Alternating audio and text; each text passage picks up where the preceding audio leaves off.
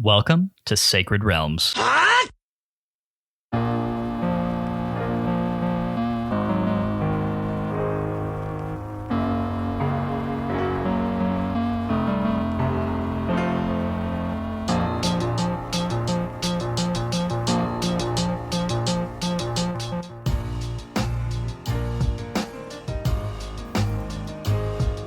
It's a great day in Hyrule, y'all. Welcome to Sacred Realms, a Zelda Retrospective Podcast. I'm your host, Lyndon Willoughby, joined for the second to last time in Season 8 of this show by my co-host, Matt Willoughby, on this beautiful Texas evening. We did a weird thing tonight. We actually started recording before the sun had gone completely down, so I'm like the rhythms of our whole flow and schedule are kind of off right now, but in a good way. It feels very nice outside. It's not quite as bad as that time when we recorded in broad daylight and everything was just really, really off, but it's still partially light. Yeah, like we were roasting that day. Yeah, it was really hot. We had to maneuver the table a couple times to stay in the shade. If there's anything that I've learned in my admittedly still amateur career as a podcaster, it is that if you have to move the table more than once during the recording of an episode, you probably did something wrong. That's fair. I think that's a good. I feel like once is a mulligan, right? Like no one's gonna give you too much crap, but like more than once, it's a bridge too far. So definitely not going to need to move the table around during this recording tonight. Definitely very happy to be here tonight, Matt. You know, this is the very exciting end of the game to be at, right? Like and when I say the end of the game, I mean, obviously it is the end of the game, but I meant kind of like, the sharp end of the game where everything happens. Yes. Yeah. And this game is no exception. There's a lot of very fun, very exciting stuff in the wrap up of A Link Between Worlds that we're going to talk about today. Before we do any of that, we, of course, have to introduce our guest, which we are always pleased to do. And then I feel like we're going to have some fun conversation coming off of that. Ladies and gentlemen, we are pleased to welcome back to the podcast after an extended time away, Sam, a.k.a. NintendoFanGirl, returning favorite. Sam, how are you doing? Hello, I'm doing well. Thanks for having me. We are happy that we could make it happen. It's one of those things that Matt and I have kind of been saying for the last few months, really, is like, just kind of looking at episodes ahead and thinking, man, who we want to get some of those early guests back on. We miss catching up with these people. It's like, what about Sam? We haven't talked to Sam in forever. We need to reach out to Sam. Early adopters, yeah. The Sacred Realms OG crew. Yeah. That's me. It's one of those where it's like, and we were talking about this before we started recording, but it's been so long that I can't even completely remember what the last episode that you were on was. And I couldn't either, so. Or even like what the last game you were on was. Right. I can't remember if you ever made it on A Link to the Past with us or not. But I don't remember. Yeah, I don't think I did. I don't think you did either. I think it was Skyward Sword, and then this is the first time since then. You were definitely on Breath of the Wild, weren't you? No, I don't think so.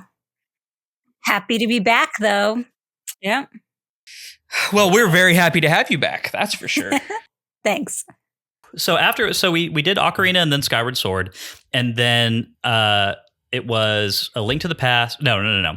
It was Ocarina, Link's Awakening, Skyward Sword, A Link to the Past, Breath of the Wild, and then we did Zelda 1 and 2 as a combo season. And let me tell you, that was a ride. Was it? Yeah, especially Zelda 2. Zelda 2 is not my favorite. We really had to buckle down for that one in a big way.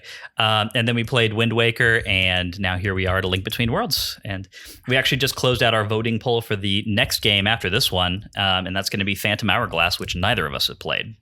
Oh, well, I actually really like Phantom Hourglass, so I hope you like it. Yeah, we've actually It's a cute game. We've been hearing a lot more, like in our Discord channel, we've actually been hearing a lot more people kind of remembering it fondly, at least a lot more fondly than its kind of online reputation would suggest it would be, And yep. So that makes me very excited. I think you'll enjoy it for what it is. Well, yeah, I mean, I think put it that way. We're approaching it with an open mind. Obviously, knowing the gimmick of the game is the touch controls is a little bit daunting in some ways. Just trying to think of how that could be adapted successfully into a fun mechanic that doesn't just get really old very quickly. But, I think we're we're being as open-minded about it as we were about, Legend of Zelda and Adventure of Link. If we can play Zelda 2, we can play anything. Yeah, that's true. You're good. You're golden. Yeah. Awesome. So before we get into the meat of the episode, Sam, and before we even start talking about A Link Between Worlds, because we definitely want to kind of get some thoughts from you on like your history with the game and kind of where kind of where your attitudes kind of lie in regards to like, is it a really good Zelda game? Is it a pretty good one? Is it sort of bottom of the pile? Whatever. Before we can talk about any of that, we got to talk about something really cool that, I mean, obviously is happening in all of our lives right now, but something specifically super cool that happened to you very recently, which was that you were invited to participate in a hands-on preview for Tears of the Kingdom. So, ladies and gentlemen, we are talking to somebody right now who has actually played the darn game. I have. It's true. And before we proceed any further, would you like to go ahead and tell people where they can watch that? Because it's a fantastic video, and I highly recommend that everyone go check it out. Oh, sure. It's on my YouTube channel, NintendoFanGirl.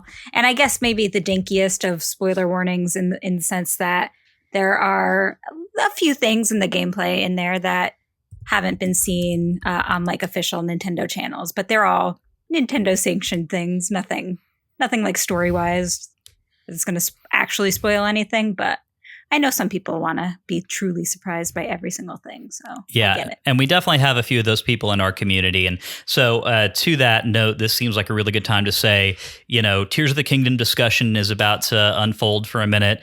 I'm going to drop a spoiler warning via editing and let everybody know what the timestamp is. If you want to just like shoot right past this, then absolutely go for it. We're coming down to the wire. And if you're still unspoiled on everything you want to be unspoiled on, then good for you. That had to have taken a lot of effort at this point, but we're getting really close. Hey, listen!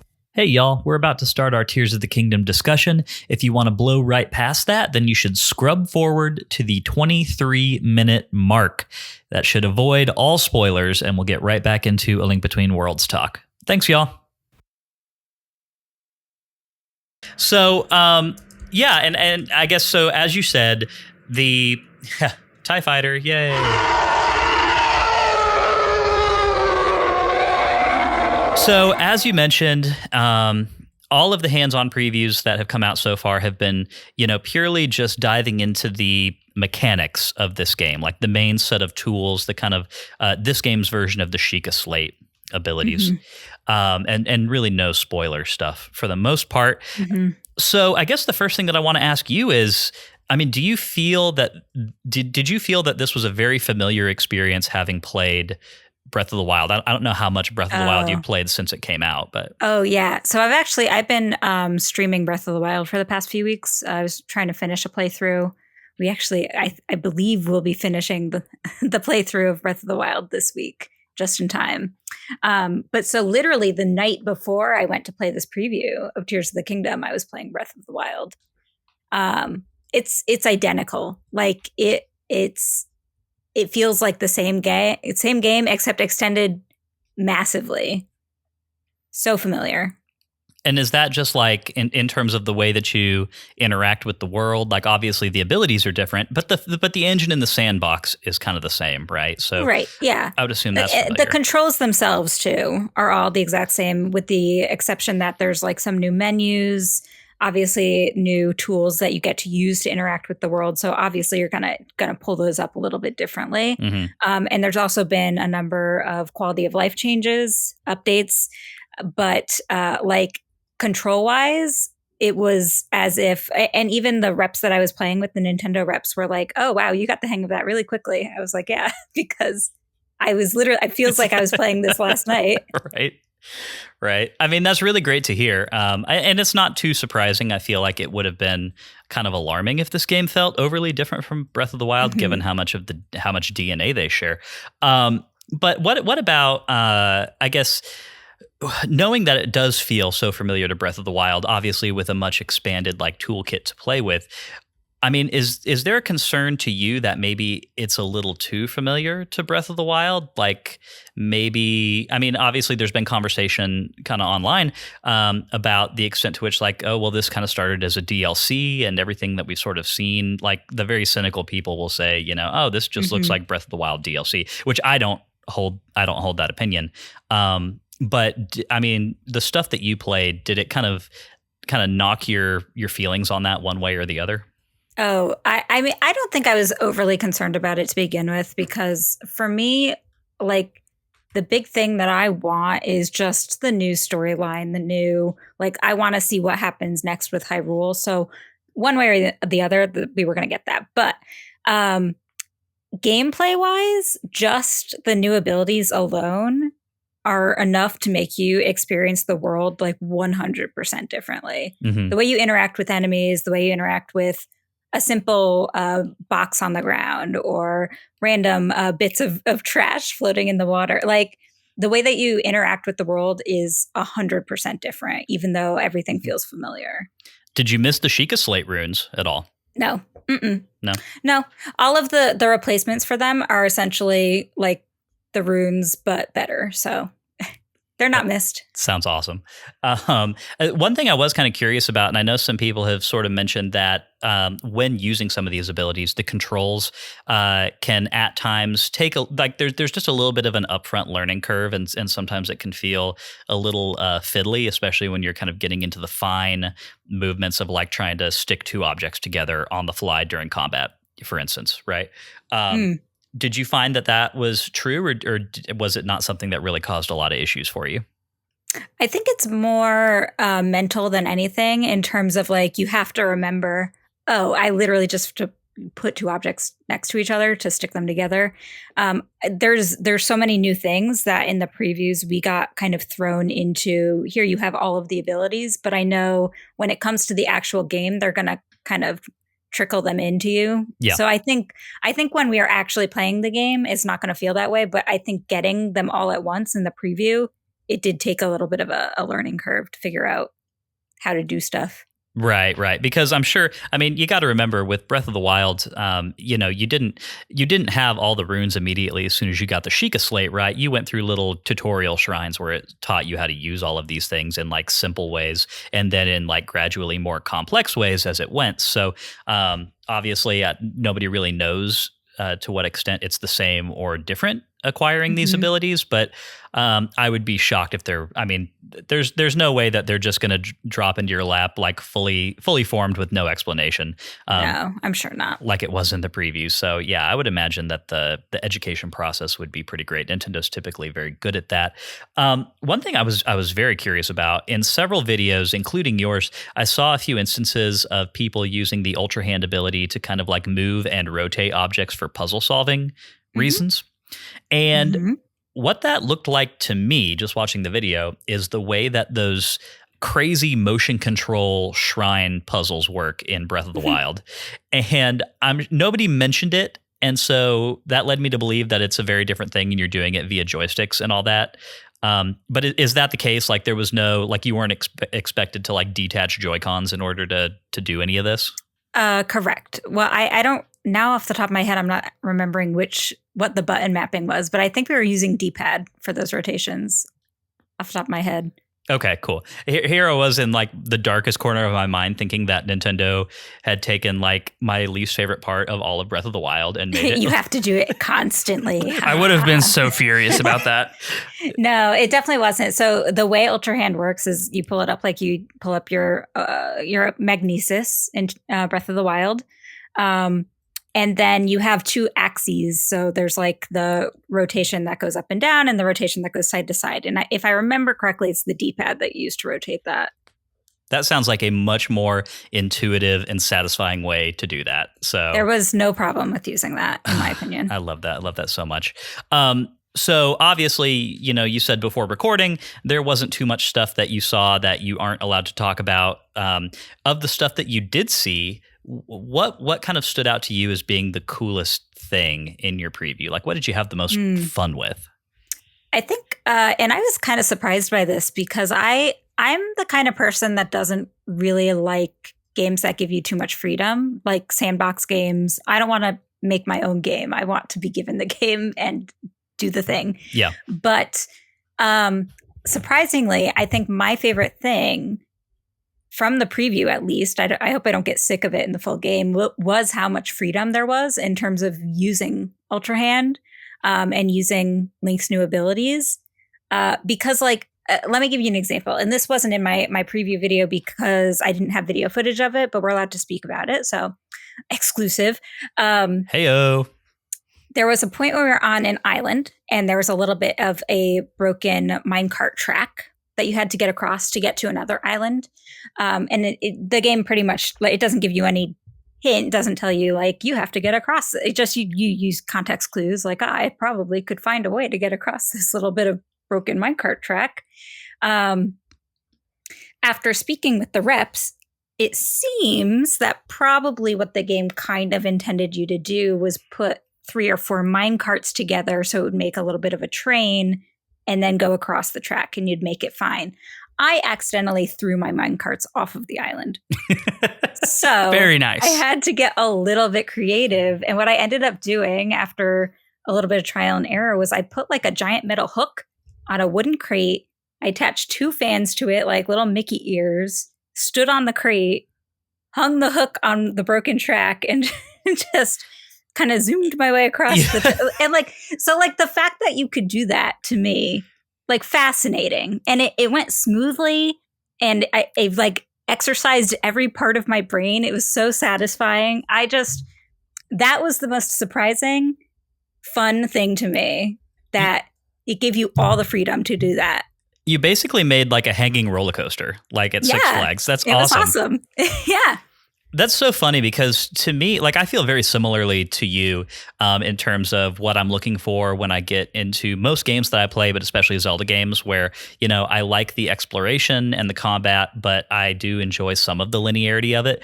And and then obviously to this day, one of the weirdest things to me about Breath of the Wild is that game basically introduced survival sim mechanics into the Zelda series, right? Which I've never liked those kinds of games. That's never been my thing. And I freaking loved it. I had a blast. Breath of the Wild's my favorite game of all time at this point. So it's like, I'm really looking forward to all the ways that Tears of the Kingdom like will take genres that I'm not traditionally a fan of, and in a similar way kind of, you know, make me fall in love with them within the context of Zelda. Like it seems like they've got this really weird ability to do that with these games, and I think that's fantastic. Absolutely. Yeah. I agree. Let's see. Matt, did you have any questions you wanted to ask Sam about the Tears of the Kingdom preview before we get into A Link Between Worlds? That's kind of a hard question. I think I'm going to go with no, because I want the questions I do want to ask, I don't actually want to know the answers to until I find them out for myself. So, well, if you don't want to know the answers to Tears of the Kingdom questions, you should probably stay off Kotaku for the next few days. Oh, Kotaku, then what buffoons. Yeah, for anyone who doesn't know, and if you're listening to this, if you didn't blow past the spoiler warning, maybe stay off of Kotaku until Tears of the Kingdom comes out. They posted a video, or they posted an article a few hours ago, literally titled like "Things We've Learned from the Tears of the Kingdom Leaks," and it's pretty stinking blatant. And I am actually astounded that article exists. Yeah. What a bummer. It really is a huge bummer. So, it's kind of hard enough dodging all this stuff just on your Twitter timeline or on Reddit, or like they kind of pop out of the grass sometimes. But you never want to see it from what people consider to be some of the bigger outlets. Right. So definitely very disappointing. But don't go anywhere near that. I didn't read it, but I can only assume that it's stuff you don't want to see. Last question for me. Did you mess around with the fuse mechanics a lot in terms of combat, like sticking different things onto arrows or any of that? I did just the few kind of example ones so I could get the hang of it, but I actually did not mess too much with it. The one thing I would say, because I'm currently playing Breath of the Wild, and like every once in a while I'm wishing I had a mallet or wishing I had an axe. And it's really nice being able to pretty easily create those in the world when you realize like, oh, I need to smash some rocks and I need something to do that. Sure. You just make it. You're there. you're good. What about bombs? Did you see any kind of analog for, like, obviously we don't have that rune anymore, so. I did not. The only thing I know about bombs is from other people's previews, because I know there are now bomb flowers, but I did not encounter any. Okay, cool. That seems like a perfectly natural way to kind of extend that mechanic, right? Like you're already foraging plants, like as a main mechanic in these games. So, I do know though. I can say I don't know if this applies to all overworld like bombable rock features, but I did see during one of the examples that Nintendo put on for us, you could use essentially a large rock attached to the end of a stick to break rock features in the way a bomb would. That's hysterical. So, did you basically just have what looks like a giant rock lollipop that you were hitting? Yeah, kind of hitting the world with. Yeah, and I think one thing that I witnessed when essentially the way our previews were structured was Nintendo played some stuff for us so that we could watch, and then we played a little, and then we played the hour, and that hour was what we were allowed to record. Mm-hmm. But when Nintendo was doing it, they were doing all kinds of crazy things with the fuse, and what they said was, when you start playing, you're going to like want to experiment, and you're going to think to yourself frequently, oh, they wouldn't let me like attach that to my shield, but usually they will. Most things are interactable with fuse. So, well, and again, that's like a perfect evolution of the whole ethos behind Breath of the Wild, right? Which is that people got into that game for the first time and were like, "There's no way that I'm going to be able to do X, Y, or Z thing." And then we all spent 6 years figuring out that like literally there's no end to the amount of things that you can do, to the point where people still probably haven't discovered all of them.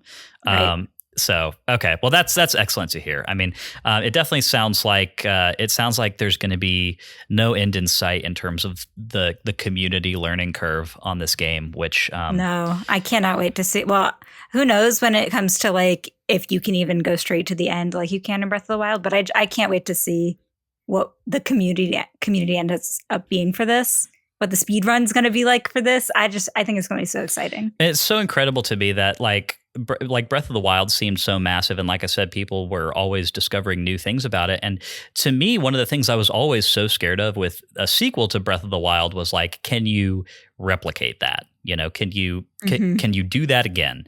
And man, it really seems like they have, which is I kind of think they've done it better. I'm pretty stoked.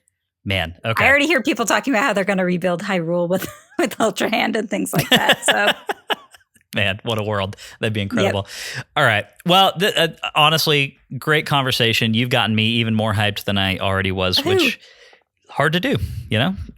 Mission accomplished. I was already I can't very wait. excited. We're so close, so. I know.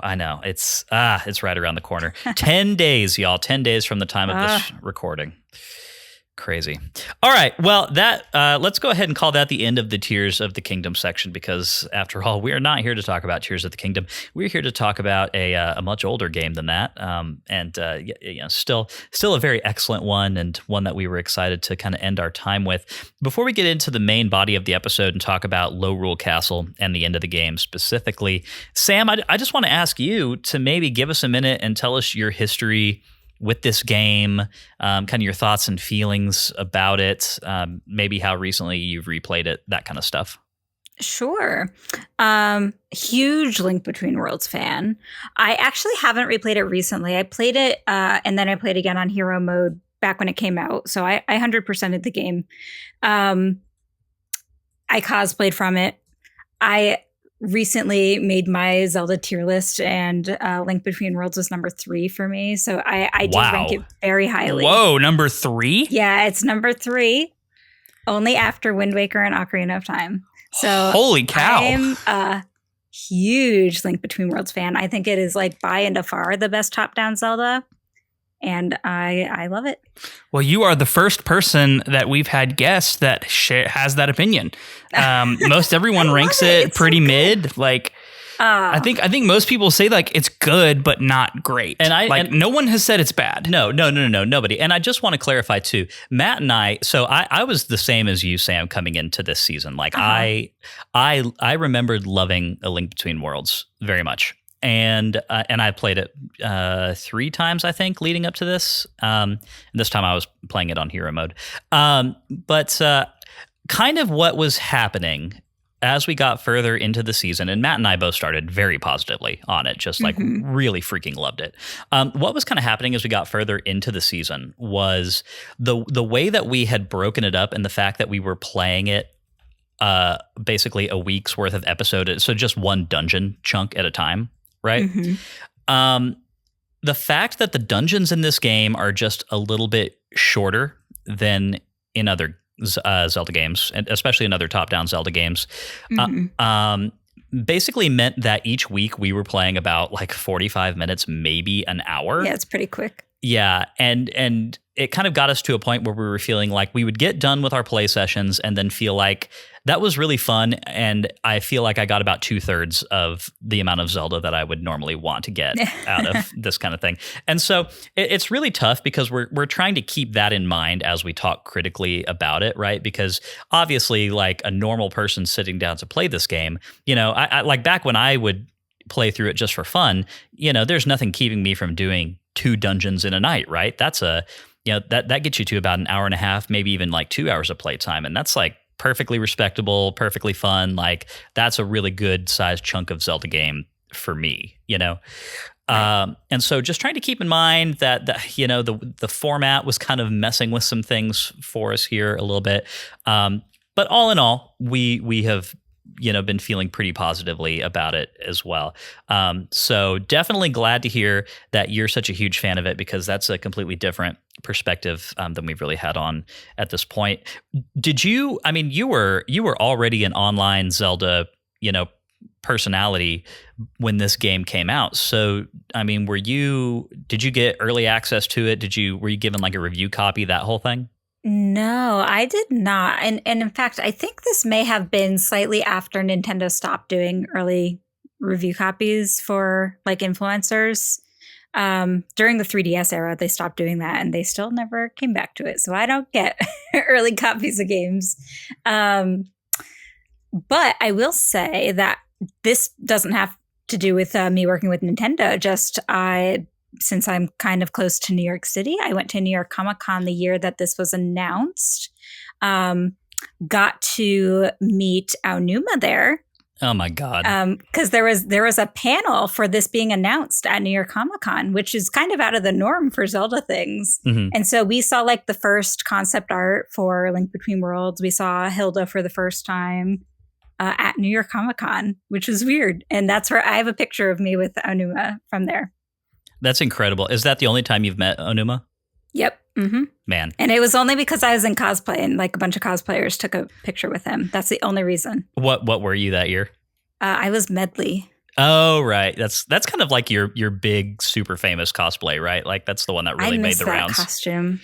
Yeah. Well, I mean, I think Wind Waker was really popular at the time when I was cosplaying her. And that was actually the year I think they were promoting Wind Waker HD as well. Makes sense. So, yeah. Yep. Cool, man. That's an incredible story. So like you said, rated very highly. Been a few years since you kind of played through it last. I mean, to you, what are some of the things that this game generally does really well? What are some of the reasons that you really like it?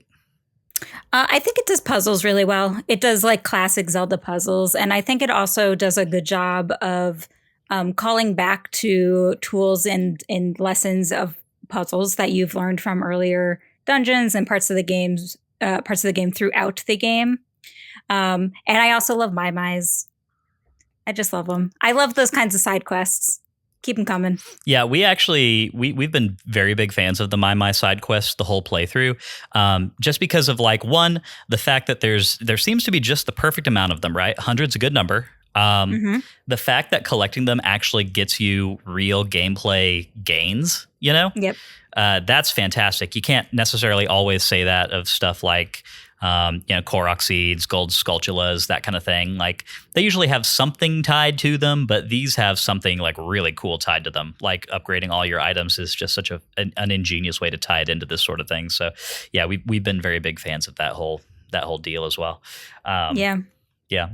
And I think also Link Between Worlds, one of its strongest suits is the story. Like it does such a good job telling a self-contained story that you don't really need to know for any other Zelda game. And you don't really need to know other Zelda lore to enjoy it either. It's nice. It does. And we actually haven't talked about this really at all. We've of course mentioned the lore of the game. And, we start every season now with a conversation around like, hey, this is the timeline this takes place in. And this is like the context, like if it mentions past Zelda stuff and it's like opening in its opening scene or whatever, then we'll like, oh, this is what it's talking about.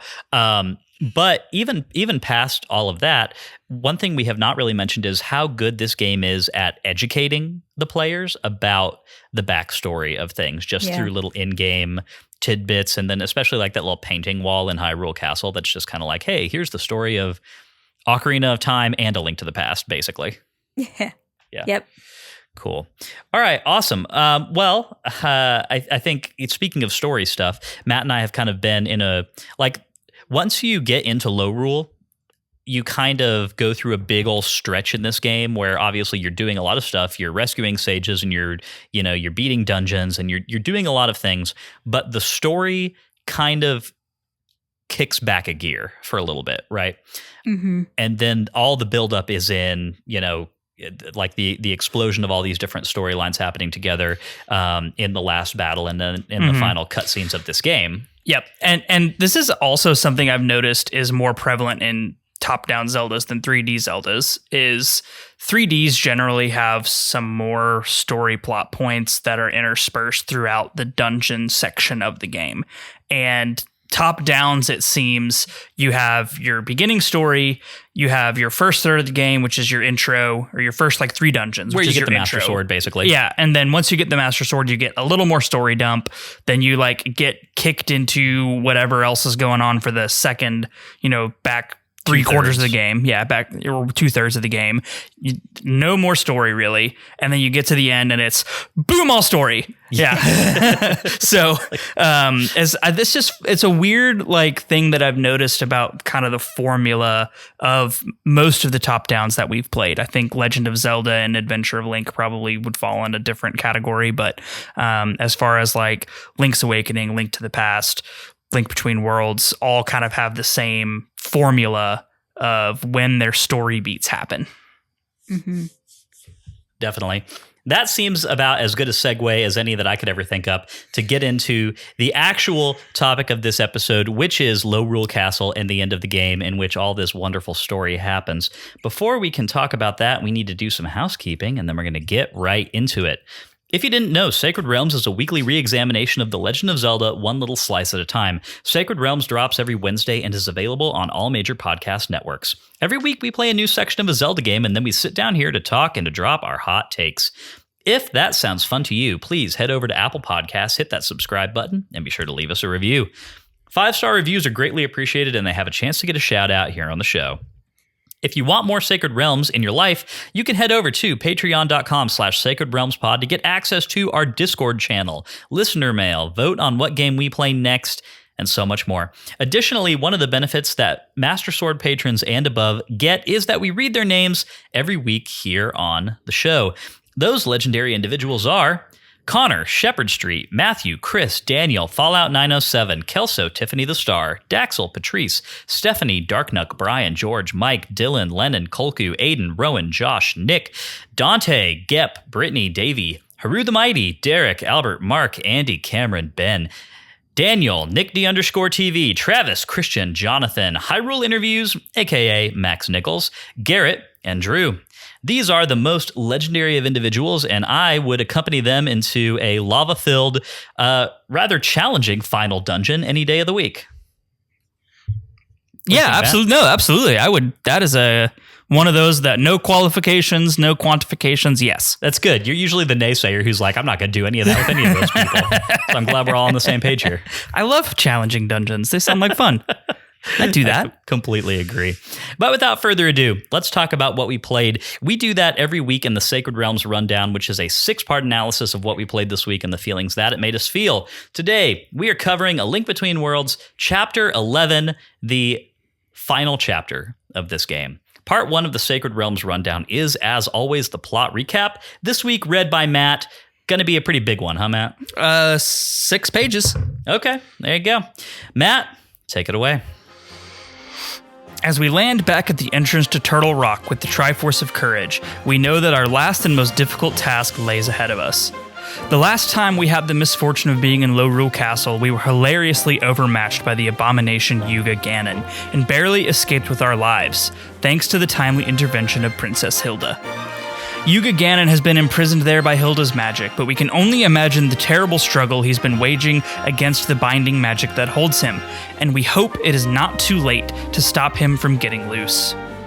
We take some time to fill up with fairies and potions before heading to the gate of Lorule Castle. Hilda's spell is still in place, but as soon as we approach, she contacts us magically to tell us that Yuga has indeed gotten loose inside the castle, and we must hurry to stop his rampage from spilling out into Lorule. She lowers the protective barrier, and we head inside to find our quarry. The castle is nothing like any castle we have ever seen or heard of. There is no audience chamber, no tapestries, no dining hall.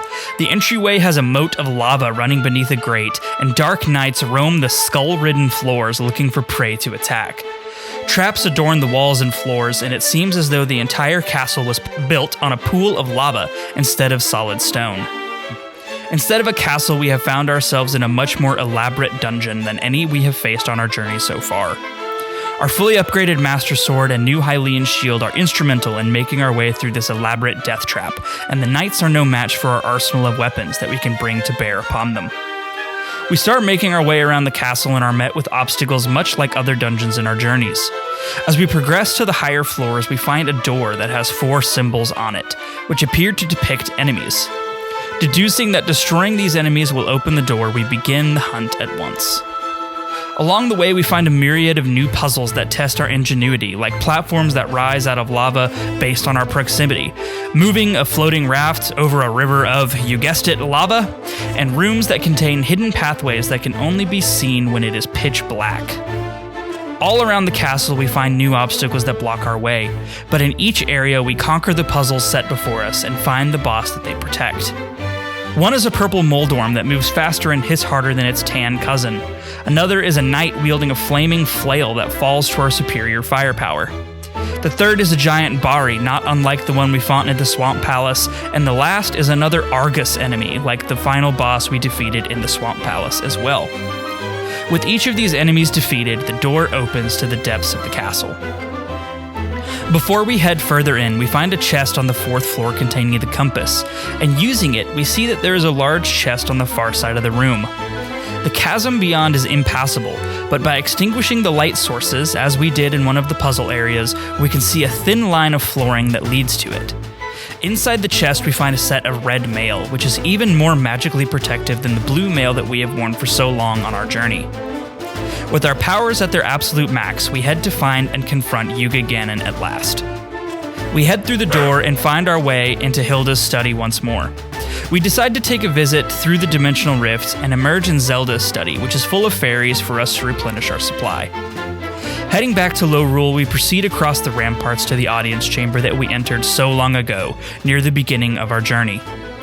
To our surprise, the chamber is empty except for Hilda and the portrait of Zelda. There is no sign of Yuga Ganon and no sign of any kind of struggle. Fully on guard, we head in to talk to Hilda. But before we can get far into the chamber, Hilda begins to speak to us in an ominous tone of voice.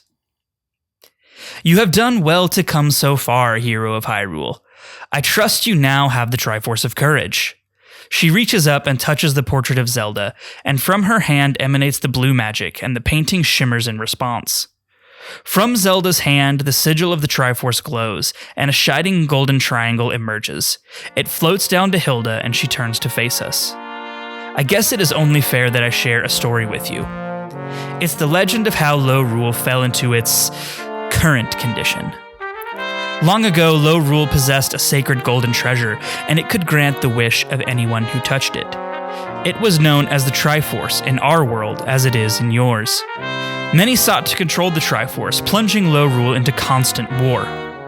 Our kingdom was on the verge of ruin. My ancestors got rid of the Triforce to stop the war, by destroying it, utterly and absolutely. It was done with good intentions, but it had disastrous consequences. The Triforce was the foundation of our world, and without it, our kingdom crumbled. Chaos has since reigned in Lorule. We need a Triforce. So imagine my surprise when I learned of the existence of another. Yours. A Triforce based on such virtues as power, wisdom, and courage. To that end, I have guided your destiny, hero of Hyrule.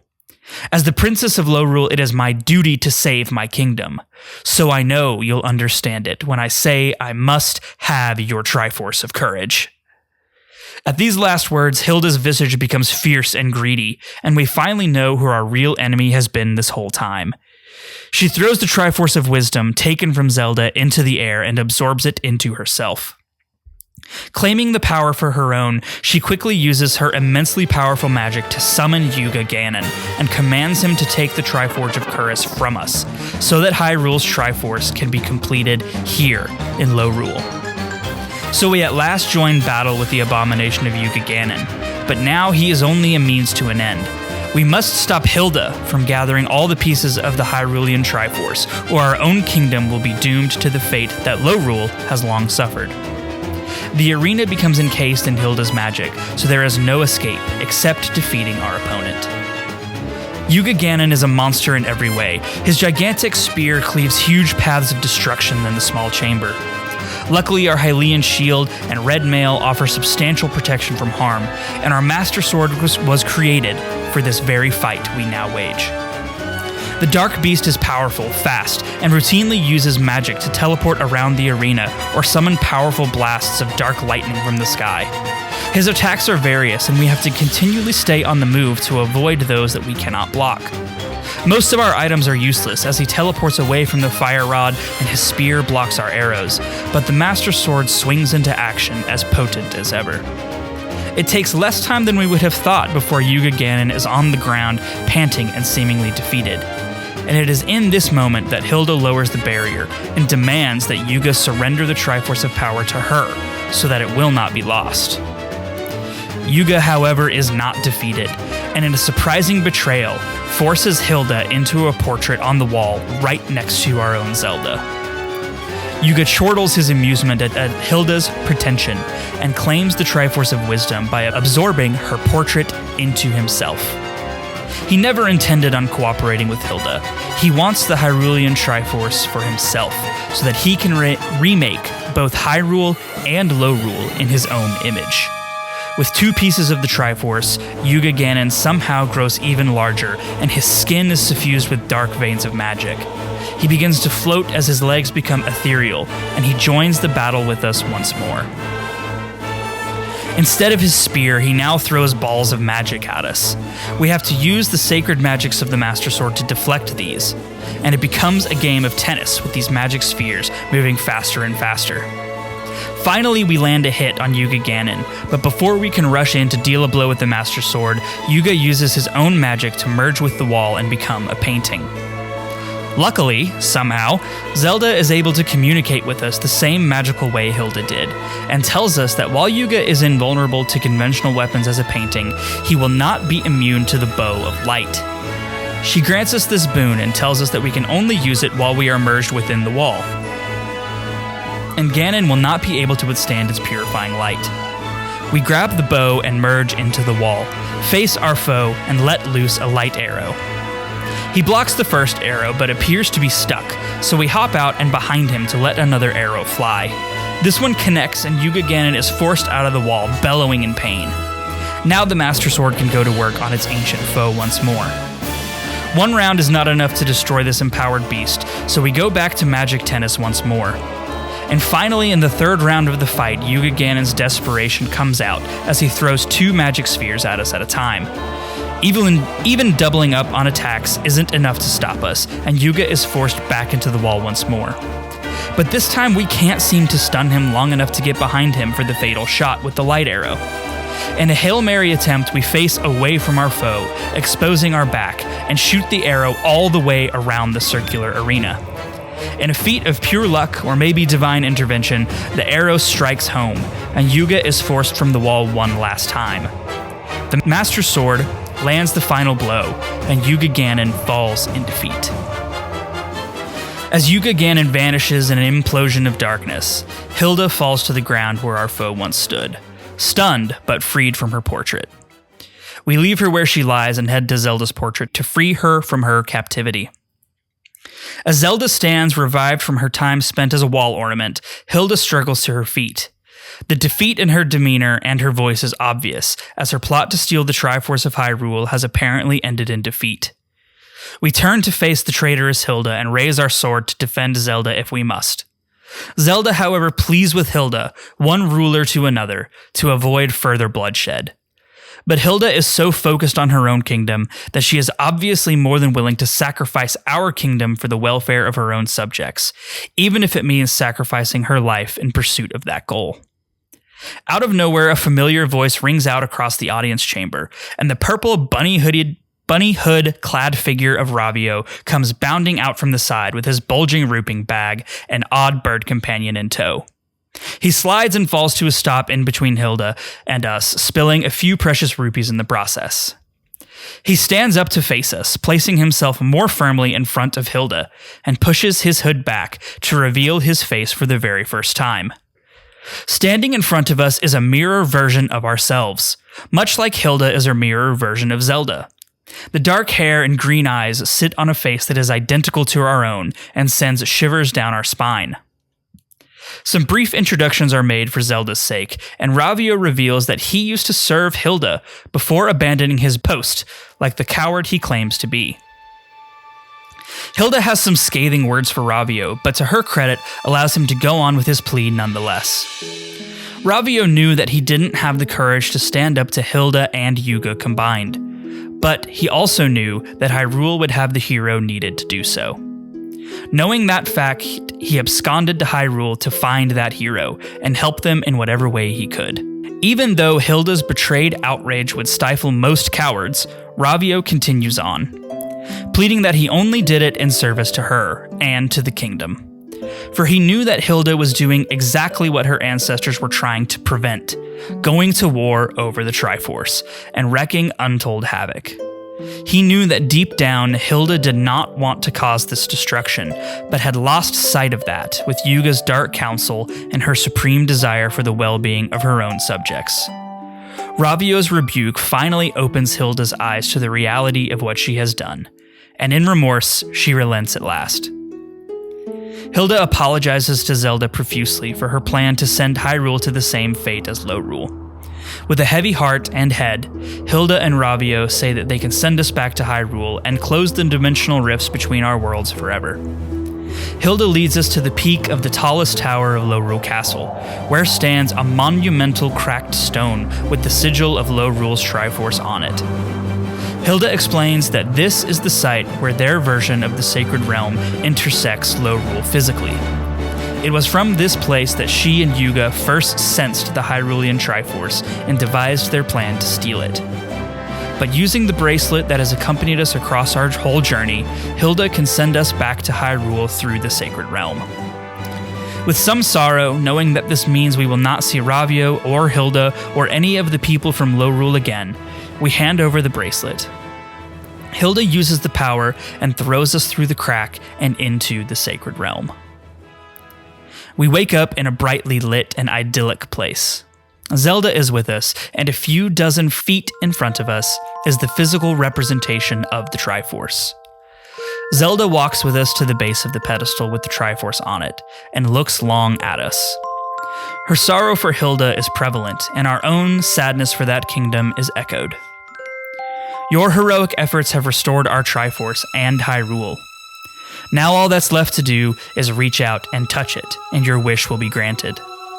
But after all this time, do we not share the same wish? And in our heart, we know that we do. And together we and Zelda reach out and touch the sacred triangles, wishing with all of our combined will for Lorule to be restored, and their own Triforce to be returned to them. Back in Lorule, as Ravio and Hilda turn to re-enter the castle, the entire kingdom shakes and the tablet begins to shine with otherworldly light.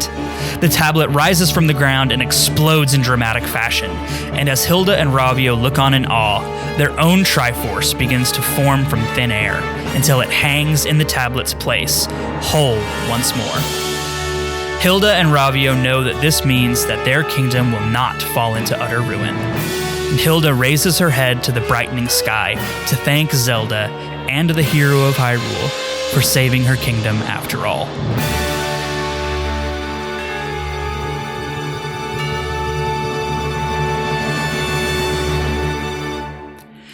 Back in Hyrule, everything returns to normal. The sages have returned to their lives, and the people are once again in a time of peace. With our help, Zelda commissions a new set of tapestries to commemorate our story with Lorule forever. The last thing to be done is to take the Master Sword back to its pedestal in the Sacred Grove, where it can sit in resplendent honor until such a time as it is needed once again.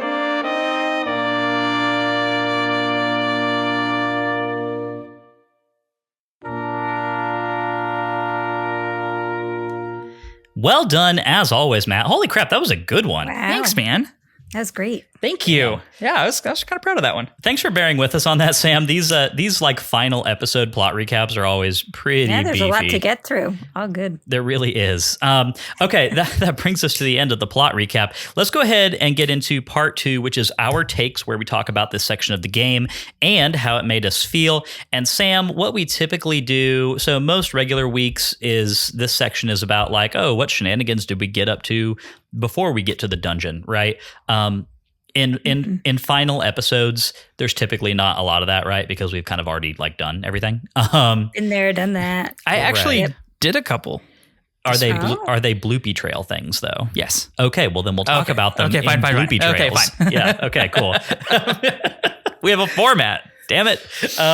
No. Okay.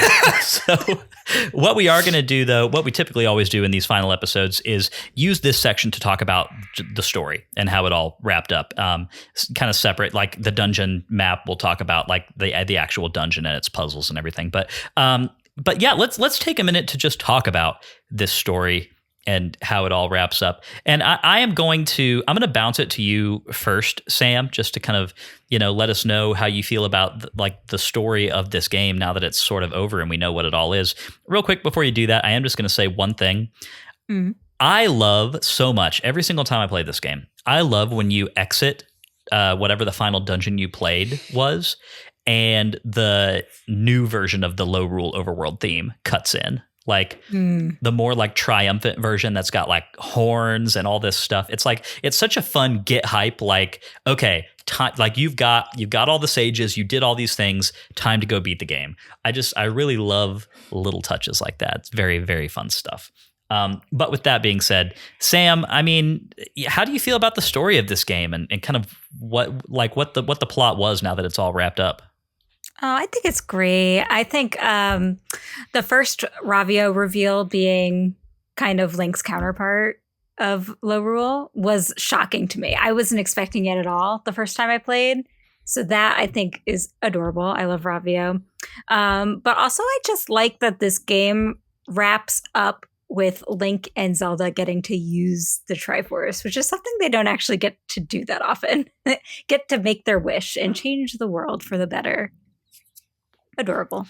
Yeah, absolutely. I think just trying to remember the number of times that's actually happened. So Skyward Sword for sure actually happens in A Link to the Past as well. And then the only other one I can think about is when Daphne's uses it at the end of The Wind Waker. And that might be it. Maybe it happens in other games that I haven't played, but I really Adventure don't, of Link. I really he don't uses it to revive Sleepy Zelda. That's right. Okay, fair enough. Okay, but either way, it's like so often in these games, the Triforce is this thing that like is maybe mentioned once or twice but never seen, or sometimes it's not even mentioned at all. Right? Like you just see it on shields and stuff. But this is one of those Zelda games where the Triforce is like the main thing. The main thing on which the plot of the game hinges, and I always do really enjoy those. Matt, did you see the Ravio thing coming? I already knew who Ravio was. Oh, like, really? I've seen enough fan art of the game to know who Ravio was. So, yeah, unfortunately, that one wasn't a big surprise for me. Neither was the Hilda reveal. I knew both of those characters. The Hilda being a villain, I want to just say I called that back in episode whatever it was that we met her. I'm telling you, it's the red eyes. They were a dead giveaway. That's true. They did her a disservice by giving her red peepers. Like, they probably could have done a little better. Like Ravio. Or Yeah, something. seriously, Right. not that hard. Although, does Zelda have green? I think Zelda has green eyes, so they were Does probably. she? They're more of like a blue-green, though. That's They're fair. very blue in this game, actually. Or they even could have just gone brown, like anything other than red, and you're not as suspicious. But I don't know. It was also really the way that she was talking to Zelda's portrait in all of those interstitials that we got was pretty sus. Just like the longing for Link to succeed didn't seem totally wholesome Right. every time. So yeah, I don't know. She just had major villain vibes the whole time. But I didn't see it coming for her to relent.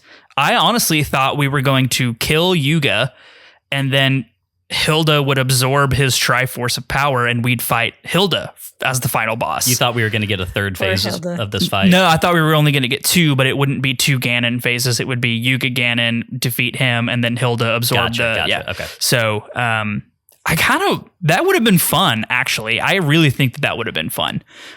I see why they did what they did. It makes for a more uplifting story this way. Makes for a more happy ending this way.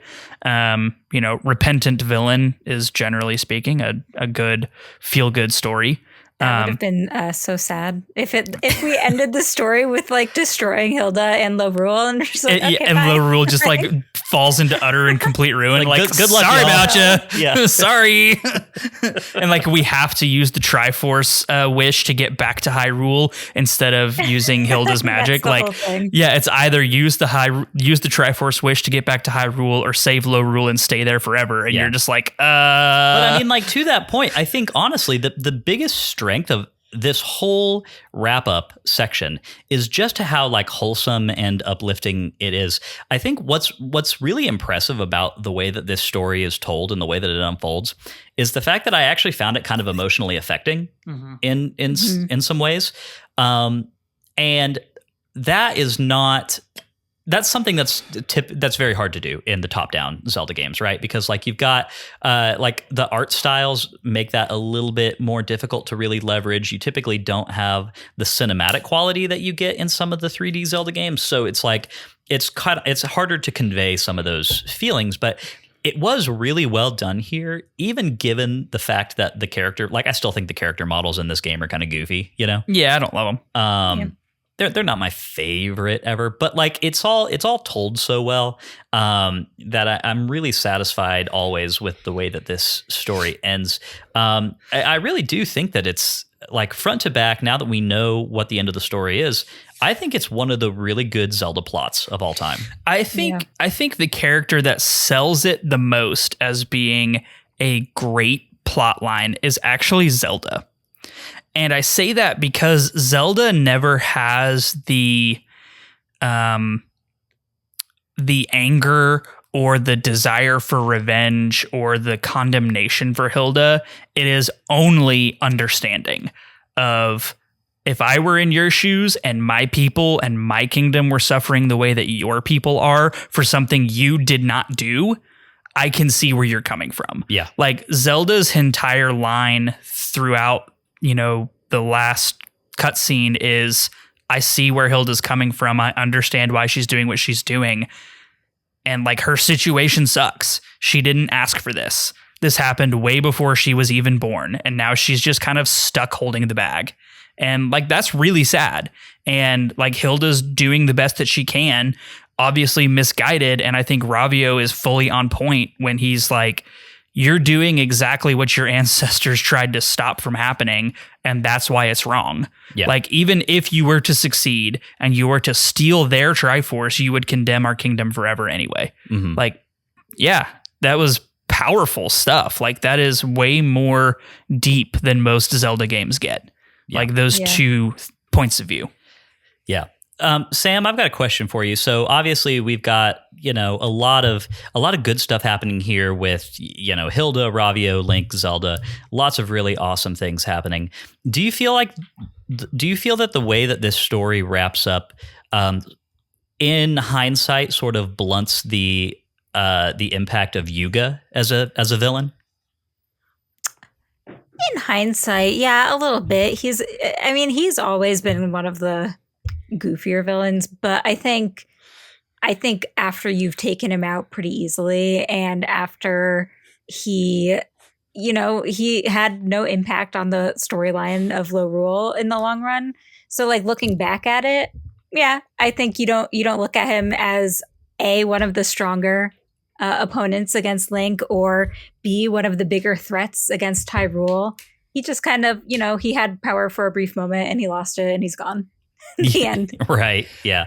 He didn't quite get the Girahim treatment because we never had to fight Hilda. Or even the Zant treatment. Yeah, but he was kind of in the same realm of minor bad guy, or, something like that. I don't know. Minor is not the right word, but like... Well, because the thing is... He's a puppet. It's like what you said in the plot recap, Matt. Turns out Yuga's not even really the bad guy here. Yeah.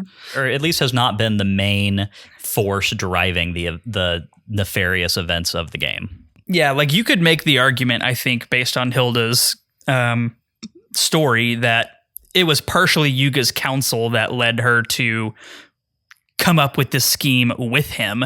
But at the end of the day, Hilda's the one calling the shots until Yuga betrays her, turns her into a painting, and steals the Triforce for himself. Yeah. Like, then sure. But, up until that point, everything was all Hilda's plan. Well, it's so fun, too, because I imagine, like, you've got to wonder, the base versions of these characters, Ravio and Hilda and Yuga, like, at their very base, if they were living in a prosperous kingdom, you got to believe that they would be very similar to our main characters, right? Right. But no Triforce. No Triforce, yeah. And it's like, it's that very thing that is kind of, it's a weird window into like, what would it take for Zelda to align with Ganon on something? I am having a brainwave right here. So each of the Lorulian counterparts has the Hylian counterpart that is a holder of the Triforce. Yuga's counterpart is Ganon, obviously, who holds the Triforce of Power. Yuga is powerless against us, and every time he fights us, like we whip him every time. It's easy. So he lacks power. Hilda lacks the wisdom of a ruler to have the foresight to see that, number one, she's going to get betrayed by Yuga. I see where he's lacks going. the wisdom to see that what she is doing is exactly the thing that her ancestors tried to prevent. And then Ravio is a self-proclaimed coward who ran away from his duty to his people and to his princess. So, ha! But we can say that Ravio, found the courage within himself. That is true. Stop Hilda at the end. And Hilda found the wisdom within herself to send Link and Zelda back with their Triforce. And then you can also say, in some ways, Yuga found power by drawing Ganon to himself, but that was also kind of his downfall. Yep. Yeah. But that's always also Ganon's downfall, is Ganon gets the Triforce of Power and doesn't have a pure enough heart to use it correctly. So yeah, they all end up in a similar place to where our characters start. So is what my theory presupposes is so is what you're saying here that you think there's a certain element of like the Triforce of Low Rule being destroyed means that because there's something about the way that our heroes acquire these things, like they prove their worthiness to wield. Like Zelda, things. Zelda is always the wielder of the Triforce of Wisdom, and Ganon eternally has the Triforce of Power, and the Triforce of Courage is said to be like waiting for the true hero, right? So, in the absence of those things in Low Rule, are you saying that it's kind of creating a gap in like their character, essentially? Yeah, so like it seems as though those virtues are not prevalent within their society as a whole. Like even within their people are wanting to become monsters. They're defecting from the royal family to go serve a gem-encrusted lizard monster. They're like, they're doing all of these things within an absence of what the Triforce brings, which is virtue and stability. And so that's why it's like everything is falling into chaos.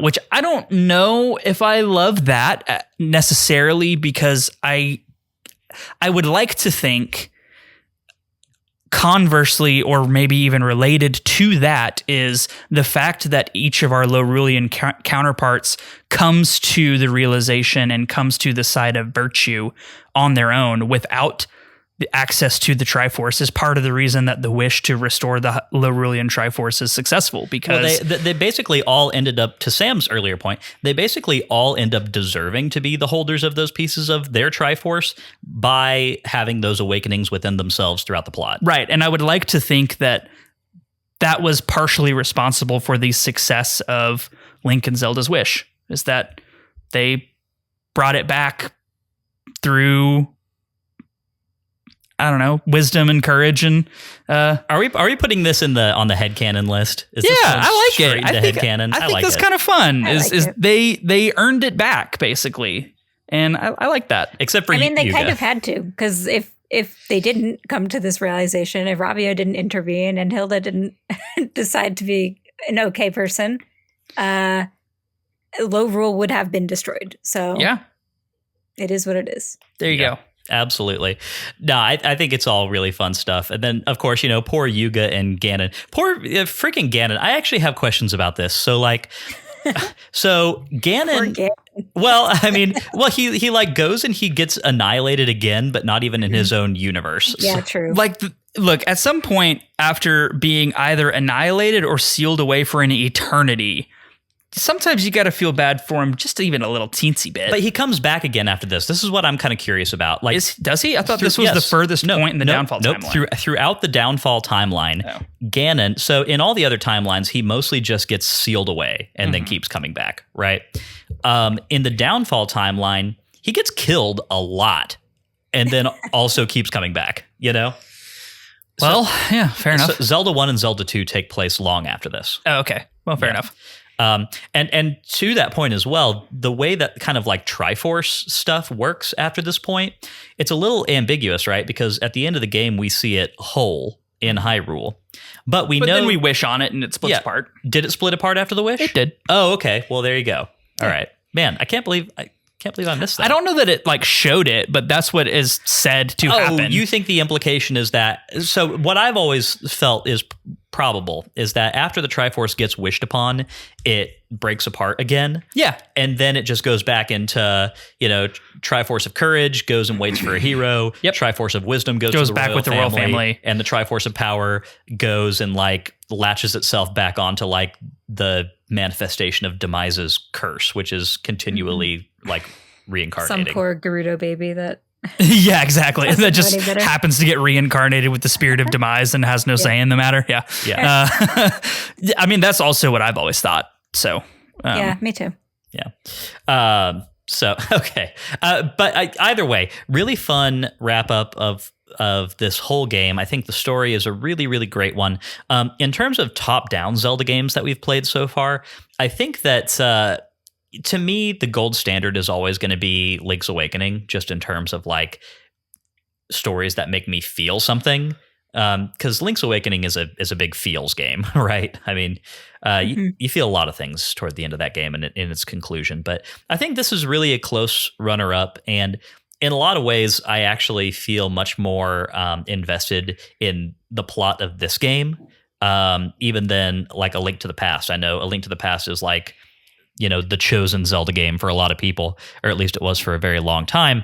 But I still feel like, and again, this is just like product of the time that it was made, right? The plot of that game is still pretty bare bones by comparison, But this one told a really good and affecting story, and I'm very pleased with where it ended. Before we move out of this section, Sam, is there anything else you want to say about the story, or any fun like observations or any of that?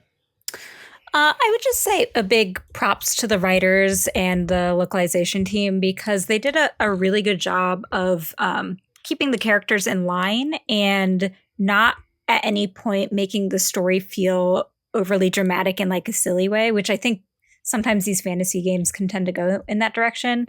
It felt genuine. All of the characters felt genuine in the sense that their motives made sense, and I think that's why it worked. Yeah, I completely agree. How about you, Matt? Yeah, I think that on top of that, I would say that the characterization stays true to who the characters are all the way through. Something we kind of noted in last season, Wind Waker, was when Tetra kind of like weirdly shifted gears and didn't really feel like Tetra anymore.